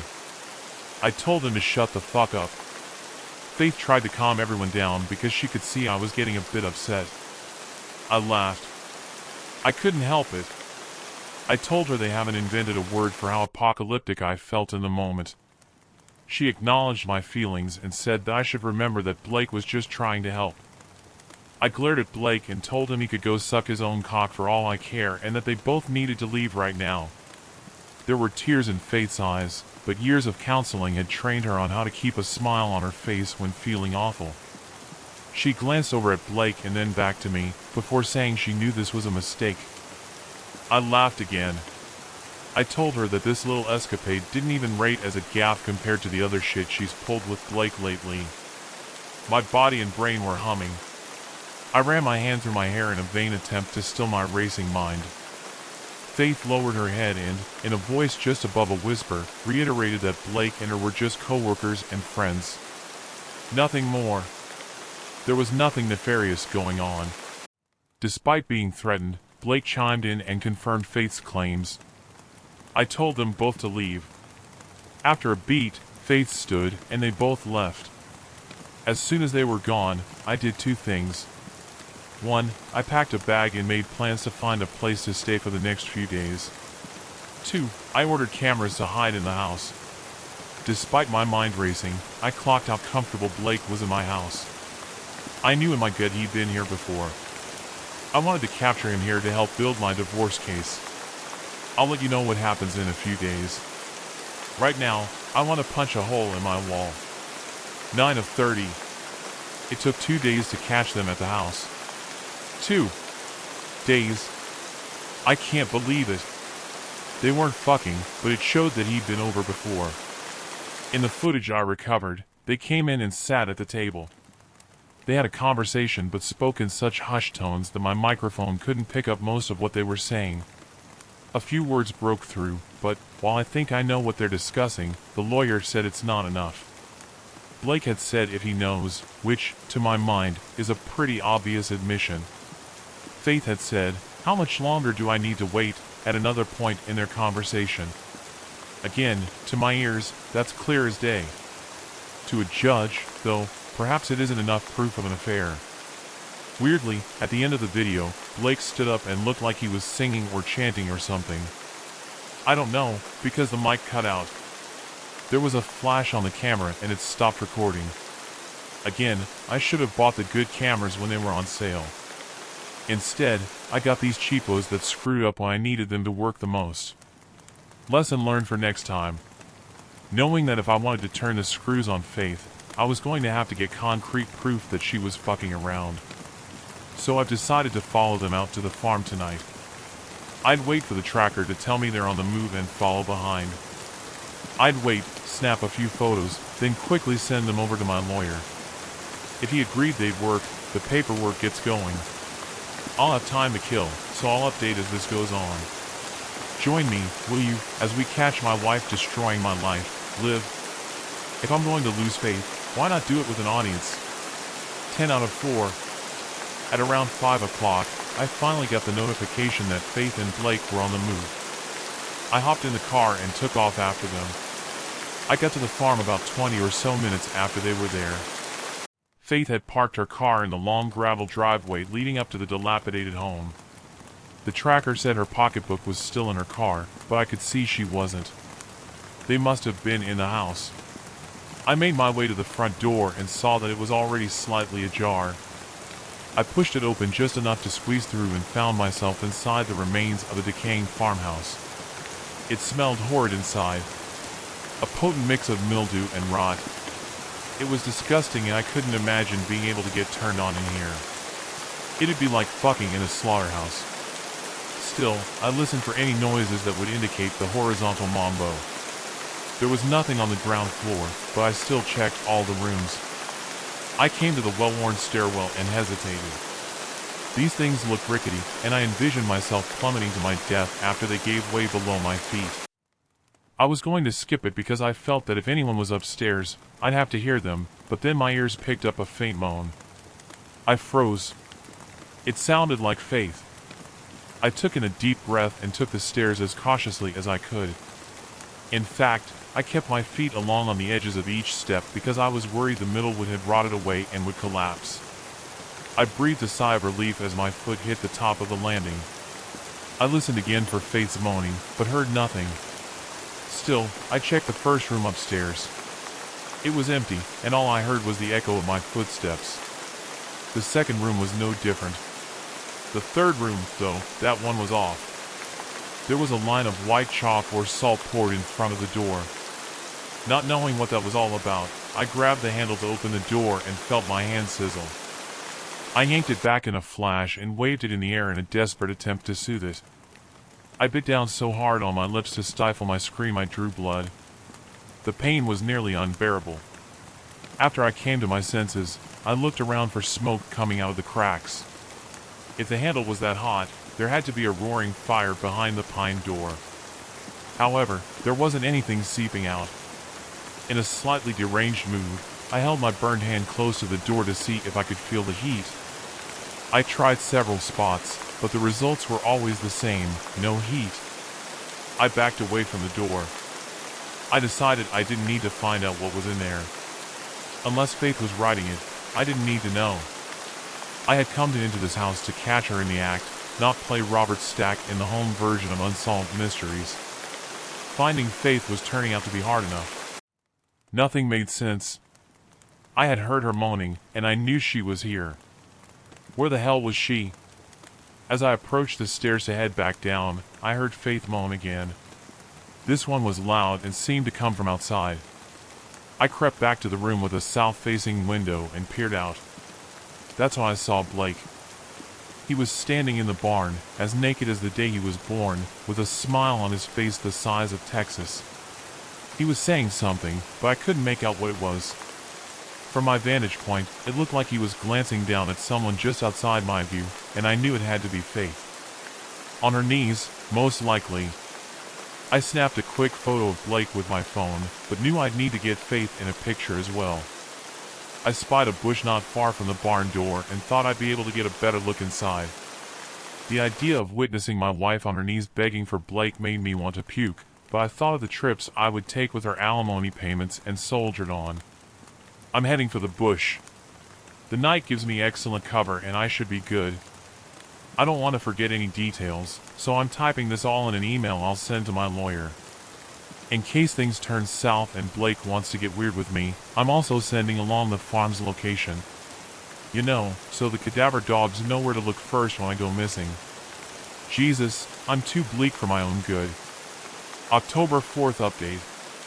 Okay, forgive me for rushing this, but I'm inside the bush and something is wrong. Majorly wrong. After navigating the stairs, I used the cover of darkness to exit the house and make my way to the bush. But as soon as I stepped outside, I heard what sounded like a choir singing from inside the barn. It wasn't a recording playing on a speaker or anything. It was a live choir singing some ghastly song I'd never heard before. This gave me pause. Were they performing for a group? When I parked, I had seen no other cars nearby and wondered where these singers had come from. Maybe they lived in the house, but that place looked like something you'd see in an Urban Explorer video. I realized Blake was into some freaky stuff and had swayed Faith to try it. She obviously took to it quickly, which blew my mind. I once joked about having a threesome and she was mad at me for 2 days. Now she was fucking for a live studio audience. It made little sense. From this vantage point, I can see inside. It's not great. Faith is nude and on all fours. She has these strange markings all over her body. I don't know if it's blood or paint or what. Blake has been circling her and occasionally hitting her with a leather paddle. I don't think she minds. Every time it hits her skin, she moans and smiles. I snapped a few pictures of them together and send them off to the lawyer. If these don't work, then nothing short of me shooting their sex tape will suffice. Faith and Blake seem to be into some weird shit. The choir I heard singing was standing about 10 feet out from where Blake and Faith were at, singing that horrible song and watching the action unfold. I didn't know if this was an orgy or if everyone took turns or what. Frankly, I don't want to know. This seems like more than a simple affair and I don't want any part of it. Blake can have Faith. Oh shit. Sorry, I had to hide my phone. I heard a few people walking around outside of the barn. As they passed, I saw long, ornate knives hanging from their waists. They said that someone had been inside the house and messed with the birthing portal. I looked down at my burned hand and knew that I was the guy who had messed with the birthing portal. Great! They also mentioned that they needed to find the interloper before he arrives, blessed be. I don't know who he is, nor do I want to find out.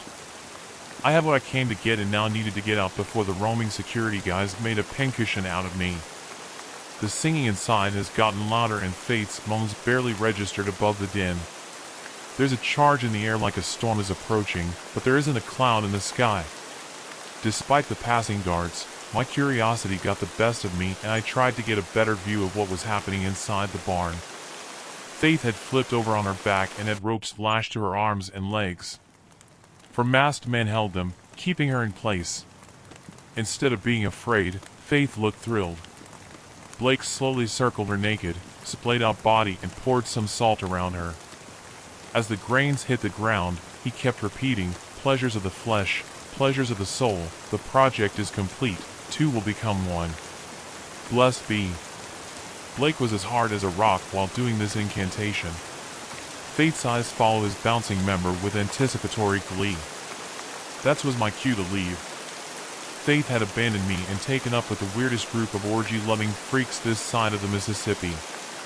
Whatever fucked up BDSM, Hump Club Faith has gotten mixed up in is no longer my concern.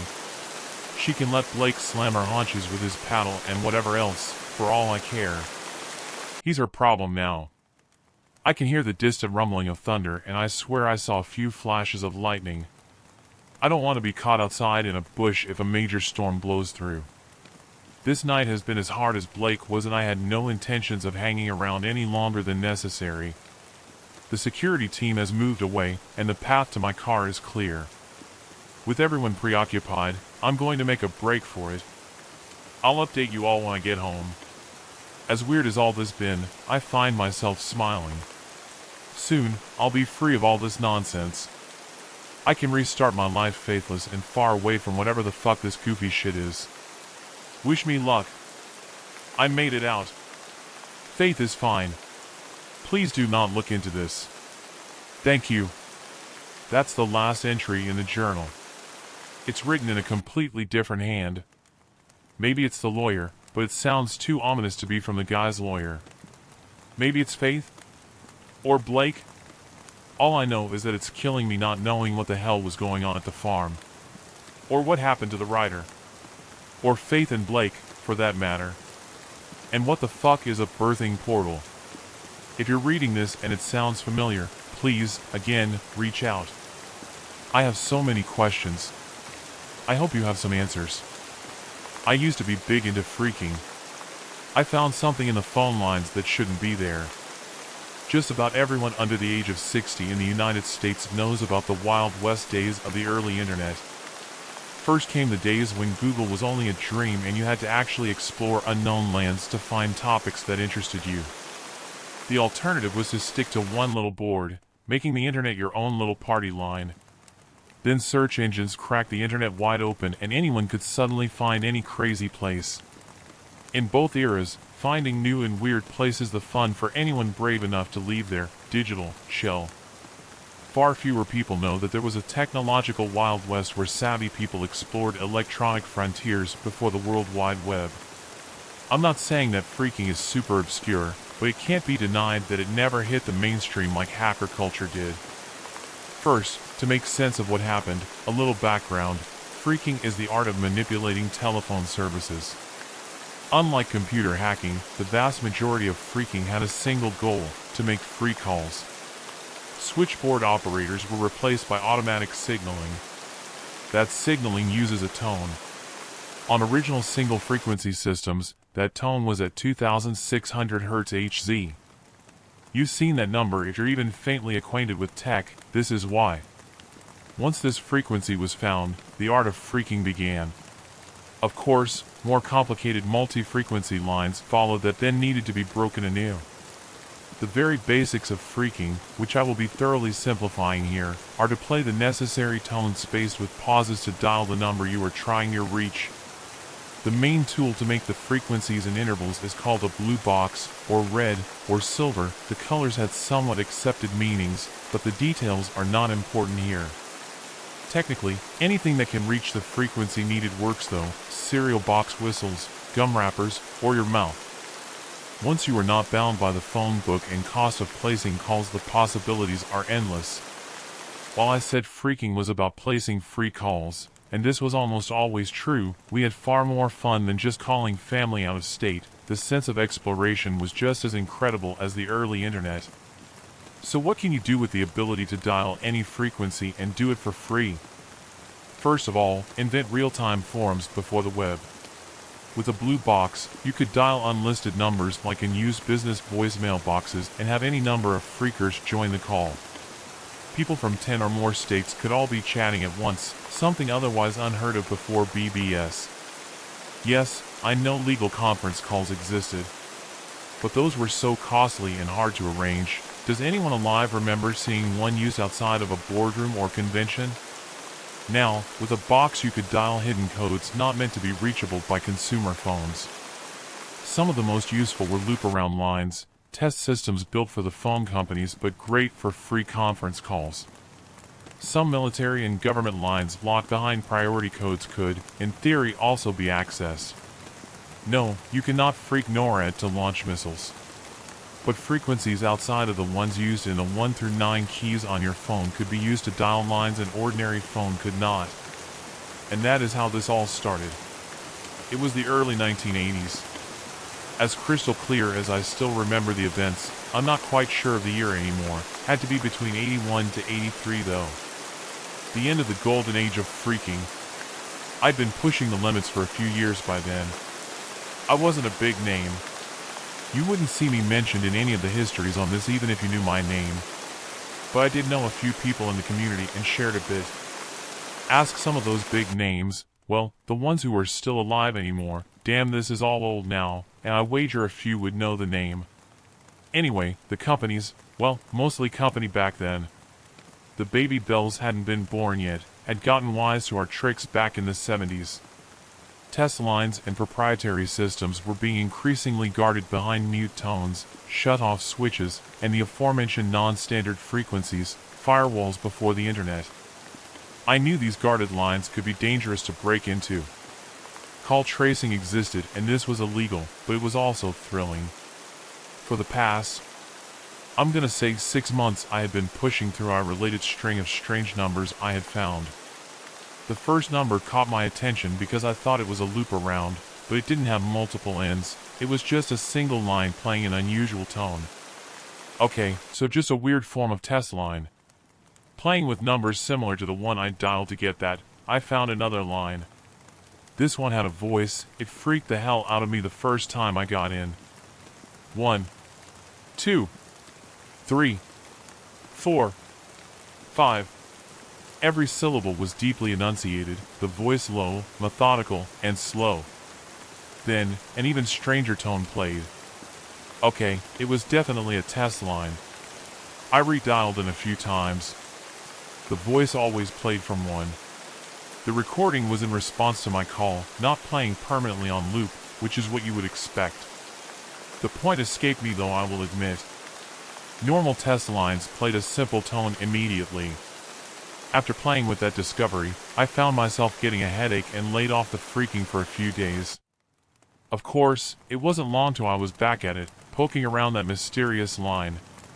It took a while to find the third line in what, once I found it, I became certain was a series. 1, 2, 3, 4, 5, the same voice as before counted up. Then, as before, a tone played. I screamed in pain. It felt like my eyes were bleeding, the sound hurt like hell. I fumbled to hang up the call as quickly as I could. What the hell was that? I spoke to myself out loud. I took a step back from exploring those strange numbers again after that. Eventually, I told another freaker the story. Jimmy from Oklahoma. After an early great used the X from Y pattern for nicknames, it kind of became a recurring thing in the community. Of course, none of us used our real names in this very illegal hobby. Maybe it's a military experiment. You know, testing tones that can kill you or mind control. I had called him up and ran down the basics. Just as I expected, Jimmy leapt right to wild theories. Still, I can't say I hadn't thought the same. Maybe, I admitted. Seems a little weird to just leave the thing running though, doesn't it? You can't need to call in any time and test something like that on a lark. Who says they aren't still tinkering with that shit? You could have got lucky? Unlucky? I can't rightly say. He retorted. Wanna see? I had known the whole time I was going to nudge him to call the line. Ever since number 3, these things had freaked me out, pun intended, but not bad enough I didn't want to share the weird. Jimmy paused. Fuck it. Give me the number. I was merciful and gave him the second number. It was weird, but not ear-shreddingly painful. I waited while he made the call before reconnecting. Well shit. That was weird. Couldn't hear the tone you talk about though. Just that damn creepy voice counting up. Huh? Is this one of those sounds on the edge of our hearing? Like, did you screw up your ears and can't hear it? Because that sound wasn't subtle. I was confused. Can't say I know. Anyhow, you want to follow these? Then my advice is don't listen close and be quick to hang the hell up. We chatted a little about other news. He quickly hung up though, complaining of a headache. The similarity to what I endured was not lost on me. I want to say that I seriously thought about dropping the chase. But as long as I forced myself to stay away, I don't think I ever believed that I wouldn't go back. With numbers 1, 2, and 3, I had enough to start seeing a pattern in how to reach these weird lines. Each was increasingly secured, that is, used more of the keytones not found on your phone. If a normal phone number looks like 555, 5555, then number 4 looked more like 5*5AC5D. The numbers weren't just randomly adding more of the little used tones though, it had a pattern to it.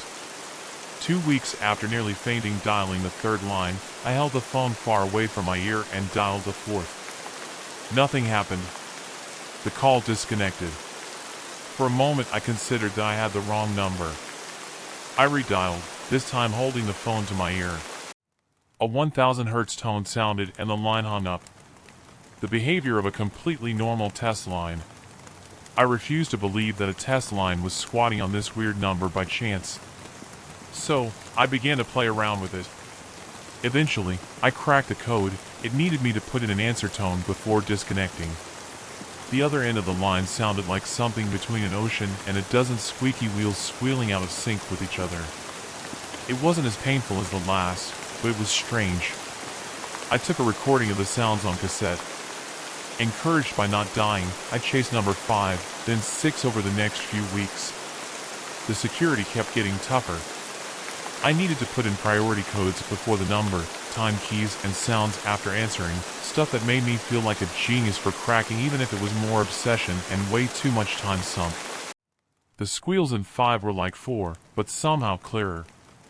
6 really started to excite me. I thought I could start to make out real patterns in the sound. It felt just on the edge of something like music. I recorded both of them. 7 finally put me at a dead end. I had realized over the last 2 numbers that the patterns in the phone numbers weren't really in the numbers, they were in the frequencies of sound that are what the numbers are actually making when you dial them. The problem? If I followed the pattern, number 7 would be using frequencies outside of what any normal phone uses. I had to leave the bell guide behind. The real significance of this to me was that this meant a normal automated transfer couldn't be connecting me to this number if it worked. A whole unique system needed to be built just to connect this call. Who would build that, and why? It took a while to mod my box to be able to play the new key. Then, another few days just to solve the shutoffs and get my call to connect. At first, I just heard silence. After a minute or so of waiting, it was broken by faint static and high, but faint squealing. I almost leapt out of my skin when I heard it. It can hear us? I could barely make it out, but they were words. Someone else was on this line speaking behind all of that noise. No, can't, it... I clamped my hand over my mouth to avoid breathing too hard until I muted my speaker. I didn't know what it was, but they may have already heard me.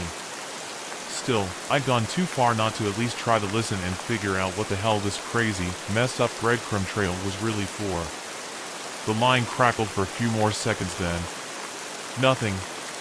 It hung up. I could barely wait to tell someone.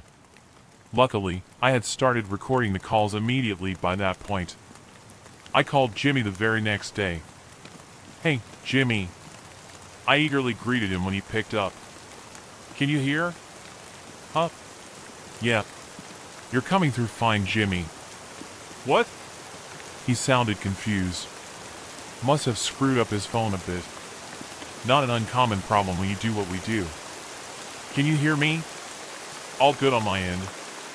I assured him. Yeah. You're coming through fine. What's up? I caught him up on my adventures, leaving out no detail. Man, that is fucked up. You are so ending up dead in a CIA black site, man. Jimmy didn't sugarcoat it. Sure. But what the hell is this? Why were they talking on that line? How did it connect me? If they're trying to make some super secure phone line, there have to be better ways than this.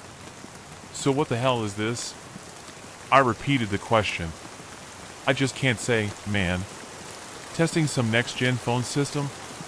I mean, other than your new little key, it's using normal Bell security shit, just a lot of it. Maybe they're building some super special new lines.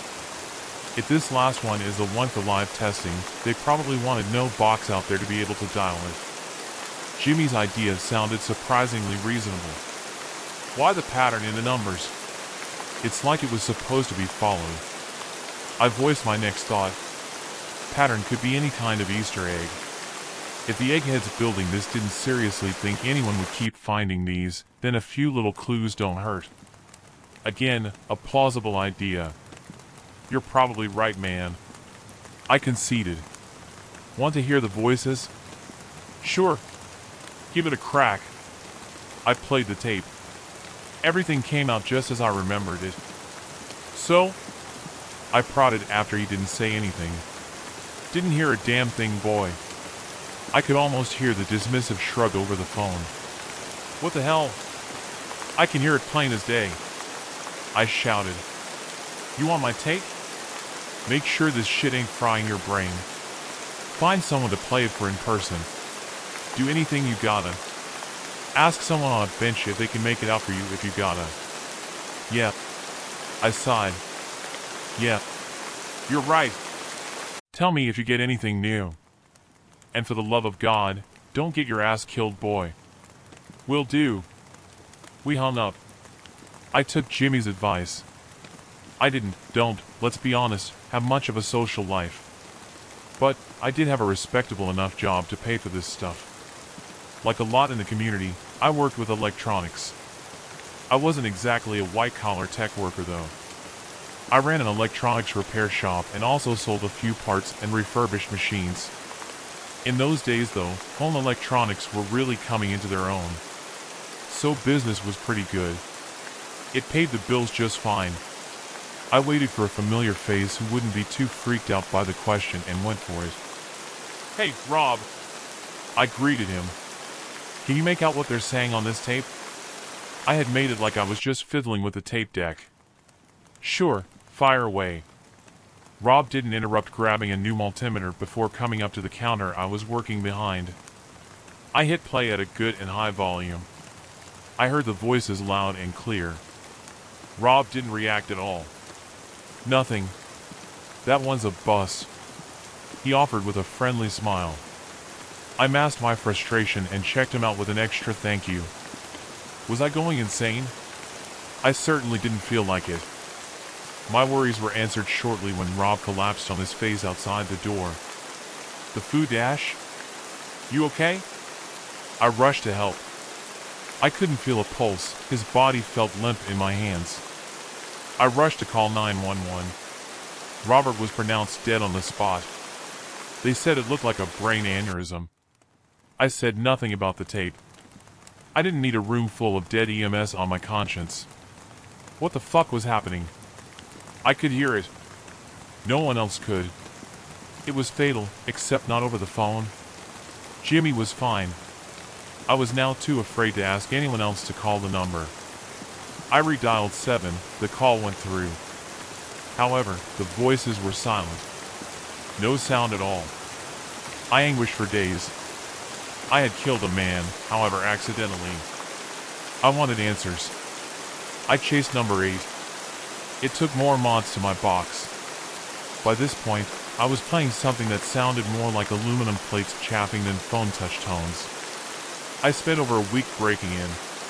It took building a whole new speaker to play the tones it wanted to not kill the line. It was no longer childish thrill I felt getting in, just a grim resolve for answers. This one started almost identically to the last, brief crackling followed by voices. "It can go farther." The voice was clearer. "No, get clearer." The two voices sounded slightly different now. One higher and one lower pitched. "I'm sorry." I tried to sound confused, even throwing in an awkward laugh. "I think my phone messed up and dialed this by mistake." "Who is this?" "It... still wrong?" Confused. "Let it open." "I'm sorry. I just wanted a direct acknowledgement that they could hear me." "No." They hung up. I redialed immediately this time. I could never hear anything on the other end. I prayed to God that Jimmy was awake and able to take my call. I called and got through. "You can hear me?" "What? What the fuck?" "Yes. Is that you, Jimmy?" I was angry and confused. Why did I keep hearing that? I knew something was wrong, I just wasn't calm enough to figure out what. "Yes. I can hear you." He slowly and meticulously spoke the syllables of my real name. Something I had never told Jimmy from Oklahoma, nor any other freaker. A chill ran down my spine. "What are you?" I hesitantly asked. The voice on the other end of the phone. "What else?" "I hear you." "Come on, tell your good friend Jimmy, can you hear me?" I slammed the phone down. I was panicking, hyperventilating. Something was in the phone lines following me. What could I do? Call 911? I started laughing to myself. I was fucked. I had explored the wrong part of the phone lines, and now I was well and truly screwed. I did the only thing I could. I slept fitfully that night, and I started calling no one. Weeks of panic paranoia passed. I ended up having to take a few calls for the shop, but nothing strange happened. Eventually, I nervously decided to reach out to someone again. I called another old hat in the community. This guy went by the Bell Pirate, I don't think he was the only one who went by that pretty on-the-nose title though. Hey, long time no hear. What's up? Hey BP. I messed up big. I think I made some dangerous people angry. Don't, worry. I'm not going to put you at risk. Just, have you heard from Jimmy? Oklahoma Jimmy? I fumbled through my confession. Not for a while, no. His worried voice came back over the line. You got FBI on you or something. Or something. I darkly chuckled. I don't know. It's weird. It's just, I think Jimmy might have got caught up in it and gotten hurt. I hope not. The line was silent for a moment. You want to share a little bit about what went down? Sure. I guess. I figured it probably wouldn't hurt, and BP couldn't really help without knowing anything about what happened. Not that I really expected help. I found something. There was this number. I thought it was a test line, but it felt weird. I found more of them, and they just kept getting weirder. I recorded what I was hearing on the calls. It started out with strange sounds, but then I started hearing voices. I don't know. They were wrong. The voices and the sounds, the static, I think they were the same. When I played it for people, it killed somebody, and I think it killed Jimmy. I poured out my fears. It wasn't complete or coherent, but I think it got to the heart of my plight. Well shit. BP summed it up well. There was another pause. You followed the trail, I guess. That just leaves one question. Can you hear us? I froze in terror. My mind rushed between a million thoughts. Fear changed to anger, changed to resignation. Eventually, I answered. Yeah. I can hear you. My voice was choked with something between a sob and a laugh. Good. The voice now sounded like a cross between BP and the one on the strange lines. We have been waiting to talk to it. The line went dead. That experience broke me. I truly couldn't call anyone, and this wasn't going to end, at least not anytime soon. I gave up phones for good. Obviously, it hurt my shop. I got a neighbor to take some calls for me. For the most part, though, I had to live like a tinfoil hatter or a Mennonite. I also had no real way to investigate what it was anymore. Although, for the longest time I no longer wanted to. The same curiosity that pushed me to follow those numbers continued to itch at the back of my mind though. Eventually, I tried to get back in contact with some of the people I knew and poked around a bit. The real breakthrough came with the internet. I absolutely refused to install it in my home. Remember, it still all came through the phone lines. Over time though, I cautiously started to use it at internet cafes. Remember those? I pushed and prodded. A lot of my old Freaker contacts were on the web.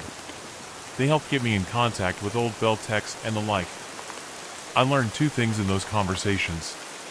The first was that Jonathan Seville of Colorado died of a brain aneurysm in his home. I will always bear that guilt. The second was an email from an old hand at AT&T. I remember the contents perfectly. I have it printed, safely away from the touch of phone lines. Dear, I know exactly what you are looking for. Before the breakup, old Ma Bell was still looking for new standards. Electronics were moving so fast in those days. I guess that hasn't changed. They were so sure the next big breakthrough was right around the corner.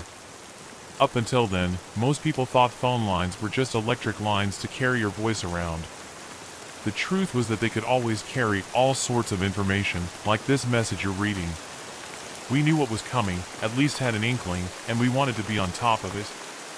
A team of our best developed a new standard for phone lines. They were incredible. I'm talking hundreds of times the data with near zero corruption or loss.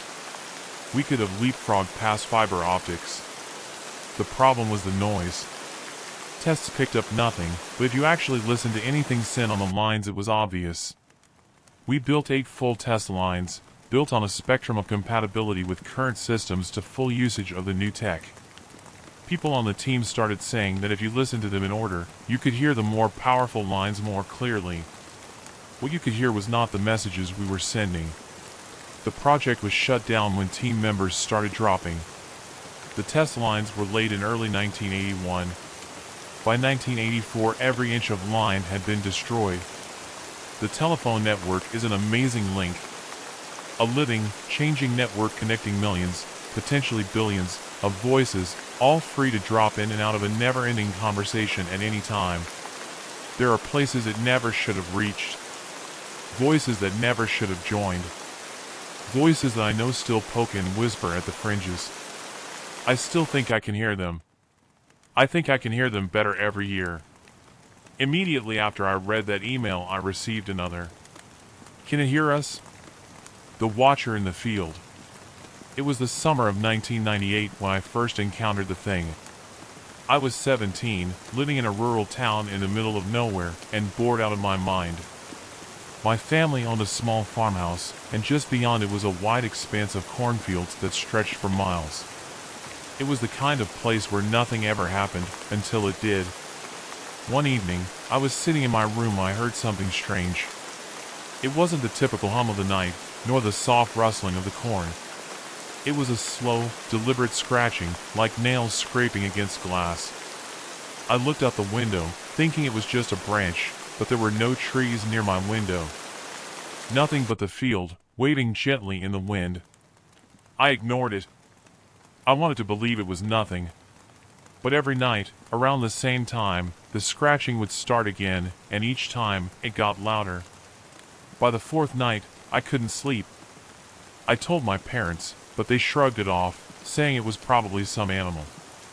One night, the sound was unbearable. I grabbed a flashlight and went outside, determined to find whatever was making it. The air was thick and humid, the kind of night that clings to your skin. I made my way toward the edge of the cornfield, the beam of the flashlight cutting through the dark like a knife. Then, I saw it. At first, I thought it was a scarecrow. There, at the edge of the field, stood a figure, tall, hunched, and barely visible against the dark sky. It didn't move, didn't sway in the wind like the corn. Just stood there, watching.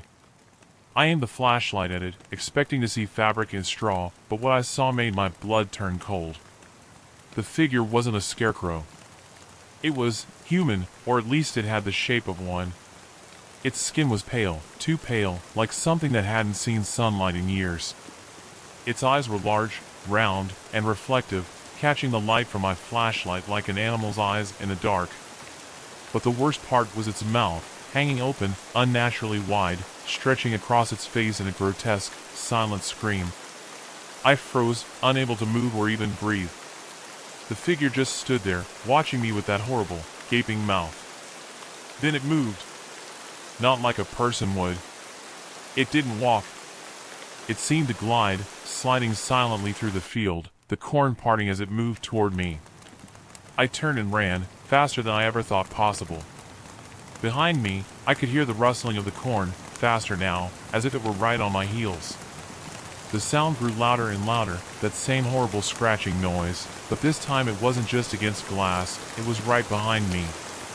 I burst through the door of the house, slamming it shut and locking it. My heart was pounding, my breath ragged. I ran to my parents, yelling about what I saw. They rushed to the window, but of course, there was nothing. Just the still, empty field. But I knew what I saw. The next morning, I woke up to find deep, jagged scratches on my bedroom window. Long, parallel lines etched into the glass, as if something, or someone, had been trying to get in. I never saw the figure again after that night, but the feeling never left. Every time I passed the cornfield, I could feel it watching, waiting just beyond the edge of the tall stalks. I moved away the moment I could, never looking back. Years later, I heard a story from someone in the neighboring town. They said there had once been a farmer who lived near the edge of those same fields. He disappeared without a trace, leaving nothing behind but his empty farmhouse and a strange, scratched-up window. They say he was taken by something that still watches from the field, waiting for the next person to catch its attention. I never went back to find out if it was true. But if you ever find yourself near an empty cornfield at night, and you hear scratching at your window, don't look outside. Whatever it is, you don't want to see it. I saw something behind the refrigeration shelves at the grocery store. You know when you are at home after a long day at work and you are just bone tired and ravenous for the bleak dinner you have been looking forward to all day? But then you realize that you are cleared out of food. Nothing in the pantry, nothing in the fridge. And you thank God or whoever you believe in that the grocery store around the corner doesn't close until 10. Okay, so that was my Friday night last week. I know. It's not a Friday night to brag about, but it's how I ended up at the grocery store at closing time. Anyway, it was 9:50 p.m. and I was desperate, so I shoved my feet into some slides, pulled on a ratty flannel, and bent against the borderline torrential downpour outside. The sprint to the sliding automatic door of the G-Mart was completely deserted, and the street lights had already been triggered to turn on to provide a flickering path through curtains of rain. When the door registered my presence, it banged open, rattling the cracked plastic and echoing down the empty street. Finally shielded from the elements, I could shake out my hair and slosh the water out of my shoes, splattering the linoleum tile with droplets. Checking my watch, I saw it was already 9:55 p.m. and might get twisted knowing I would either be kicked out or force the employees to stay overtime in this sorry excuse for a store. This grocery store was bare bones. It was made up of a towering set of shelves that separated the space into two narrow aisles. All along the other three walls were refrigerated shelves protected by glass doors. The very front of the room held a checkout counter with a foot-long conveyor belt to carry the food to the register. It wasn't even long enough to have any of those plastic separators. One customer at a time, please. The lights were dim, fluorescent, and for some reason, that night they had a greenish hue. My eyes went straight to my go-to spot at the back, the microwave dinner shelves. I started forward and was almost immediately bulldozed by a woman with wild gray hair and a gaunt, sunken face. She didn't even look at me as she hauled a bright red grocery basket through the front door. She was barefoot. "Excuse you," I called after her, irritated, attempting to recover from stumbling back to avoid her. Looking around, suddenly aware of my surroundings, I realized that I was now alone. There wasn't anyone at the register. The stool behind the counter sat empty. I couldn't hear any footsteps or shuffling in the aisles, only the buzzing sound of the lights as they fought to stay on and the drum of the rain outside. "Hello," I ventured, not as confidently as I would have liked, but we are all friends here, so I won't kid you. When no one responded, I started forward towards my dinner. I figured they had just stepped out to go to the restroom or had gone to the back, assuming there was a back. Maybe they had to run to their car. I squatted to the lowest shelf and swiped up a classic, meatloaf for one. With the box tucked under my arm, I stood. Directly in front of me, on the other side of the shelves of refrigerated boxes, in the dark recesses of the Beyond the Cold section, was a pair of shiny, reflective eyes looking straight at me. I stumbled back, dropping my meatloaf, and the eyes blinked out. They had been shiny and otherworldly like a coyote at night. They had been at eye level and had been round and large. Not like a person. Not like a G-Mart employee. I know this sounds like the momentary hallucination of a lonely guy who forgot to take his meds and freaked himself out alone at night in the rain. But it's not. I wish it was, but just hold on. I'm not expecting you to believe me, but just imagine if you were in my shoes and this was real. Laying on the floor, shaking in my slides, I stared into the abyss of the refrigerated section. The door was stuck open from I had pulled it all the way to its full range of motion so I could root around on the low shelves. The chill from inside wafted out, crystallizing the air and yanking goose pimples from my exposed skin, still damp from the rain. Behind the shelves and boxes of frozen food was pitch black, but staring back into the dark emptiness, dread curled in my throat and a pit formed in my stomach as a pair of shiny yellow eyes blinked open above the second-to-bottom shelf, eye level with me, watching. I scrambled back with a yelp and they blinked at me slowly. Over the crackling loudspeakers, I could hear the faintest buzz of a tinny rendition of Closing Time by Semisonic ringing out. Sliding my eyes to my watch, it flashed 10 o'clock at me. Closing time. I clambered to my feet, abandoning my dinner, and stumbled backward without taking my eyes away from the blinking gaze now back at my standing eye level. I stared as another pair of shiny eyes blinked into existence beside the original pair. And another one. And another one. My heart and my mind were racing. What was back there? Not people. Were there animals? Mutant rats? Bats? Monsters? And why were they just staring at me? To my right I heard a scuffling noise. Daring to look away from whatever was looking at me, I slid my gaze to trace the sound. And, behind the refrigeration shelves on the wall to my right I saw a pale, slender hand delicately wrap around a bottle of orange soda. It ever so slowly tipped it backwards toward the darkness and dragged it into the black, scraping along the ribbed shelf. I whipped my head to the left only to see another hand with long spindly fingers ending in narrow nail-less points extending from the inky black, wrap around a busted open carton of eggs, and bump it backwards into the nothing.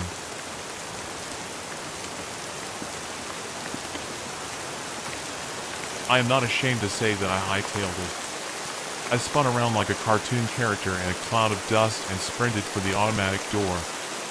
The automatic door whose green power light was now a dull off. Whose push in case of emergency sign turned out to be a handwritten sticker added for what I assume is legal reasons, clearly not safety reasons.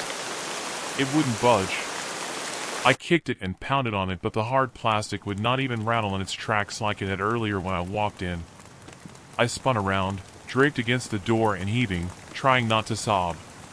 Inside the fluorescent-lit refrigeration units that I was able to see from my vantage point against the entrance, I could see dozens of white, almost translucent hands. They moved as though connected to each other, a well-oiled machine doing God only knows what. I could only imagine what many-armed monster lay in wait in the dark back there. The only sound it made was the scrape of movement along the shelves. Otherwise, silence. Desperately searching my mind for an idea, I gripped my hair with my hands and tried to keep the panic-induced bile down. I looked around wildly for anything that could help, anything that could get me out of here. There! In the corner of the ceiling there was a security camera. It was pointed at the front door, clearly to discourage shoplifting. There was a low red light and it was actually blinking. If there was a security camera that was actively recording, then there was probably an office or a security room or something. I scooted to my left along the wall, trying not to look at the hairless arms connected to wrinkled hands until I reached the corner of the store. I could see straight down the aisle all the way to a simple wooden door along the back wall. An office. Holding my breath, I steeled myself. I squeezed my eyes shut so tight I saw stars behind the lids. Then, I ran. I held my arms out in front of me and ran through my self-imposed darkness. My closed eyes were my bravery. By some miracle, I only bumped into the shelf to my right once, and it was only with my hand, before I reached the door. I gripped the handle, praying for it to be unlocked. It was. I flung open the door and stumbled in, slamming it closed behind me and smashing the push-button lock into place. I fumbled for a light switch, and when I found it, it revealed a broom closet of an office. No windows, but there was a door across from me that gave me such a surge of hope I almost fainted right then and there. The rest of the room boasted a very small desk with an ancient desktop computer on it and a folding chair. The shabby furniture blocked an easy path to the other door, and as I was clambering past it, the computer whirred to life. I must have bumped the mouse on the desk. Momentarily distracted from my race to freedom, I realized it didn't even prompt a password to get in. It just opened up to some kind of security app. The home page had 5 different buttons, each one labeled with a location: alley_1, front_door_1, aisle_1, aisle_2, stock_room_1_2_3. Feeling relatively safe for the time being, I double-clicked on alley_1. An image of a dark passage between 2 brick buildings absolutely obliterated by rain filled the screen. There was a door on one of the walls. I exited out of the screen and clicked on front_door_1. It was a feed of the camera I had seen earlier just pointing at the front door. It still showed me cowering against the wall, and as I watched I stood up and stuck my arms out in front of me before disappearing off screen. The feed must be slightly delayed. I exited out of the video and clicked on aisle_1. I saw myself tearing through it, knocking bags of chips and loaves of bread onto the ground. I hadn't realized I had made such a mess. Behind the refrigerated items doors, I could just see the slightest movement with the security camera, mostly just a reflection of the dim fluorescent lighting. Stomach uneasy, I exited out of the stream. I clicked on aisle_2 and saw more of the same. Mostly just a reflection of the dry goods on the shelves opposite the glass doors with just a hint of movement behind that reflected image.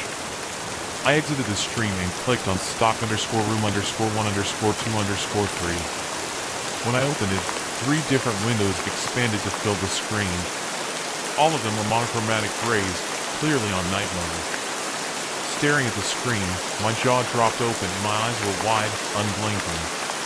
On the screen, from 3 different angles, I saw a nightmare. It was a narrow passage that clearly wrapped around the edges of the store, behind the refrigerated section. Through the security camera, I could see the backs of the shelves against one wall and a slim chugging conveyor belt along the other wall, carrying boxes and bags of varying sizes. Between the 2 sides, I saw a writhing mass of bodies, pale white bodies swarming around each other like some sentient mass. The creatures were tall and skeletal, with bones protruding through loose paper-thin skin. There were so many of them in that tight space between shelves and conveyor belt, but they were all moving, every one. A tight line of them pressed against the shelves, reaching long spidery arms through the fluorescent portal to the store. Some of them pulled foods and drinks back from the shelves, either shoveling them into wide-open maws on bulbous heads or passing them backward to the horde behind them. Others carefully placed boxes and bags of frozen food back on the shelves, neatly and particularly. The creatures by the conveyor belts were collecting more goods that trucked in from a hole in the far wall: microwave dinners, energy drinks, frozen vegetables, slabs of meat. Ones that were not eating still had huge gaping mouths, jaws that dangled open like gauges without earrings in, swinging in a breeze I could not feel from here.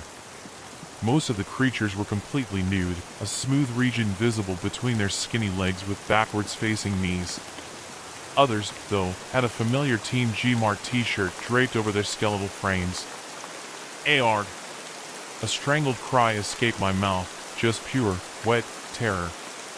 Tell me you wouldn't have screamed, too. Tell me you wouldn't have had tears rolling down your rain-wet cheeks. Tell me you wouldn't be disturbed, traumatized, horrified if you had seen what I saw. Call me crazy all you want, but if you had been at G-Mart after 10 p.m. that Friday night, you would have seen it too. You would be posting here in a last-ditch attempt for someone, anyone, to believe you, too. The doctors don't, your mom doesn't, the employees at the damn grocery store it happened in don't. The police didn't even warrant your story with a routine check. I didn't even bother to close out the video feed. I just pushed past the folding chair to the door, knocking it over in the process and letting out a cacophonous thump. Out of the corner of my eye I could see the screen sparkle suddenly with shiny eyes. Hundreds of them. All looking up and directly at the security cameras, directly at me.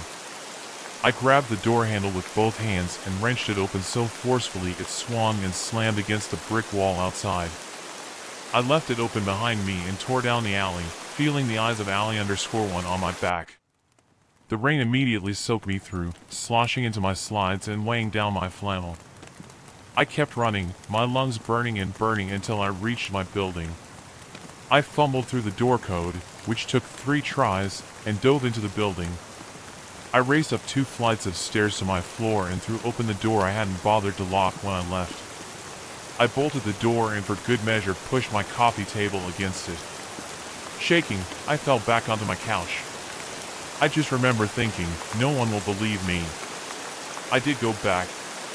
Wouldn't you have? 2 Fridays later I went back. I slipped through the sliding automatic door at 9:55 and sidestepped the same old lady rushing to leave. This time there was someone sitting on the stool behind the counter, though. The same someone I had confronted last week, demanding they believe me, demanding they listen. They called me crazy and threatened to call the cops. Whistling, they checked the aisles for stragglers, eyeing me, but I hid behind the shelves and moved along with them to avoid getting caught. I waited until they left and locked up the front door, and I waited for the hands. I waited for the scraping and the movement and the silence. I have gone back a few more times since then, actually. I don't know what would help you believe me more, if I told you that I saw them every time I went back, or if I told you I never saw them again.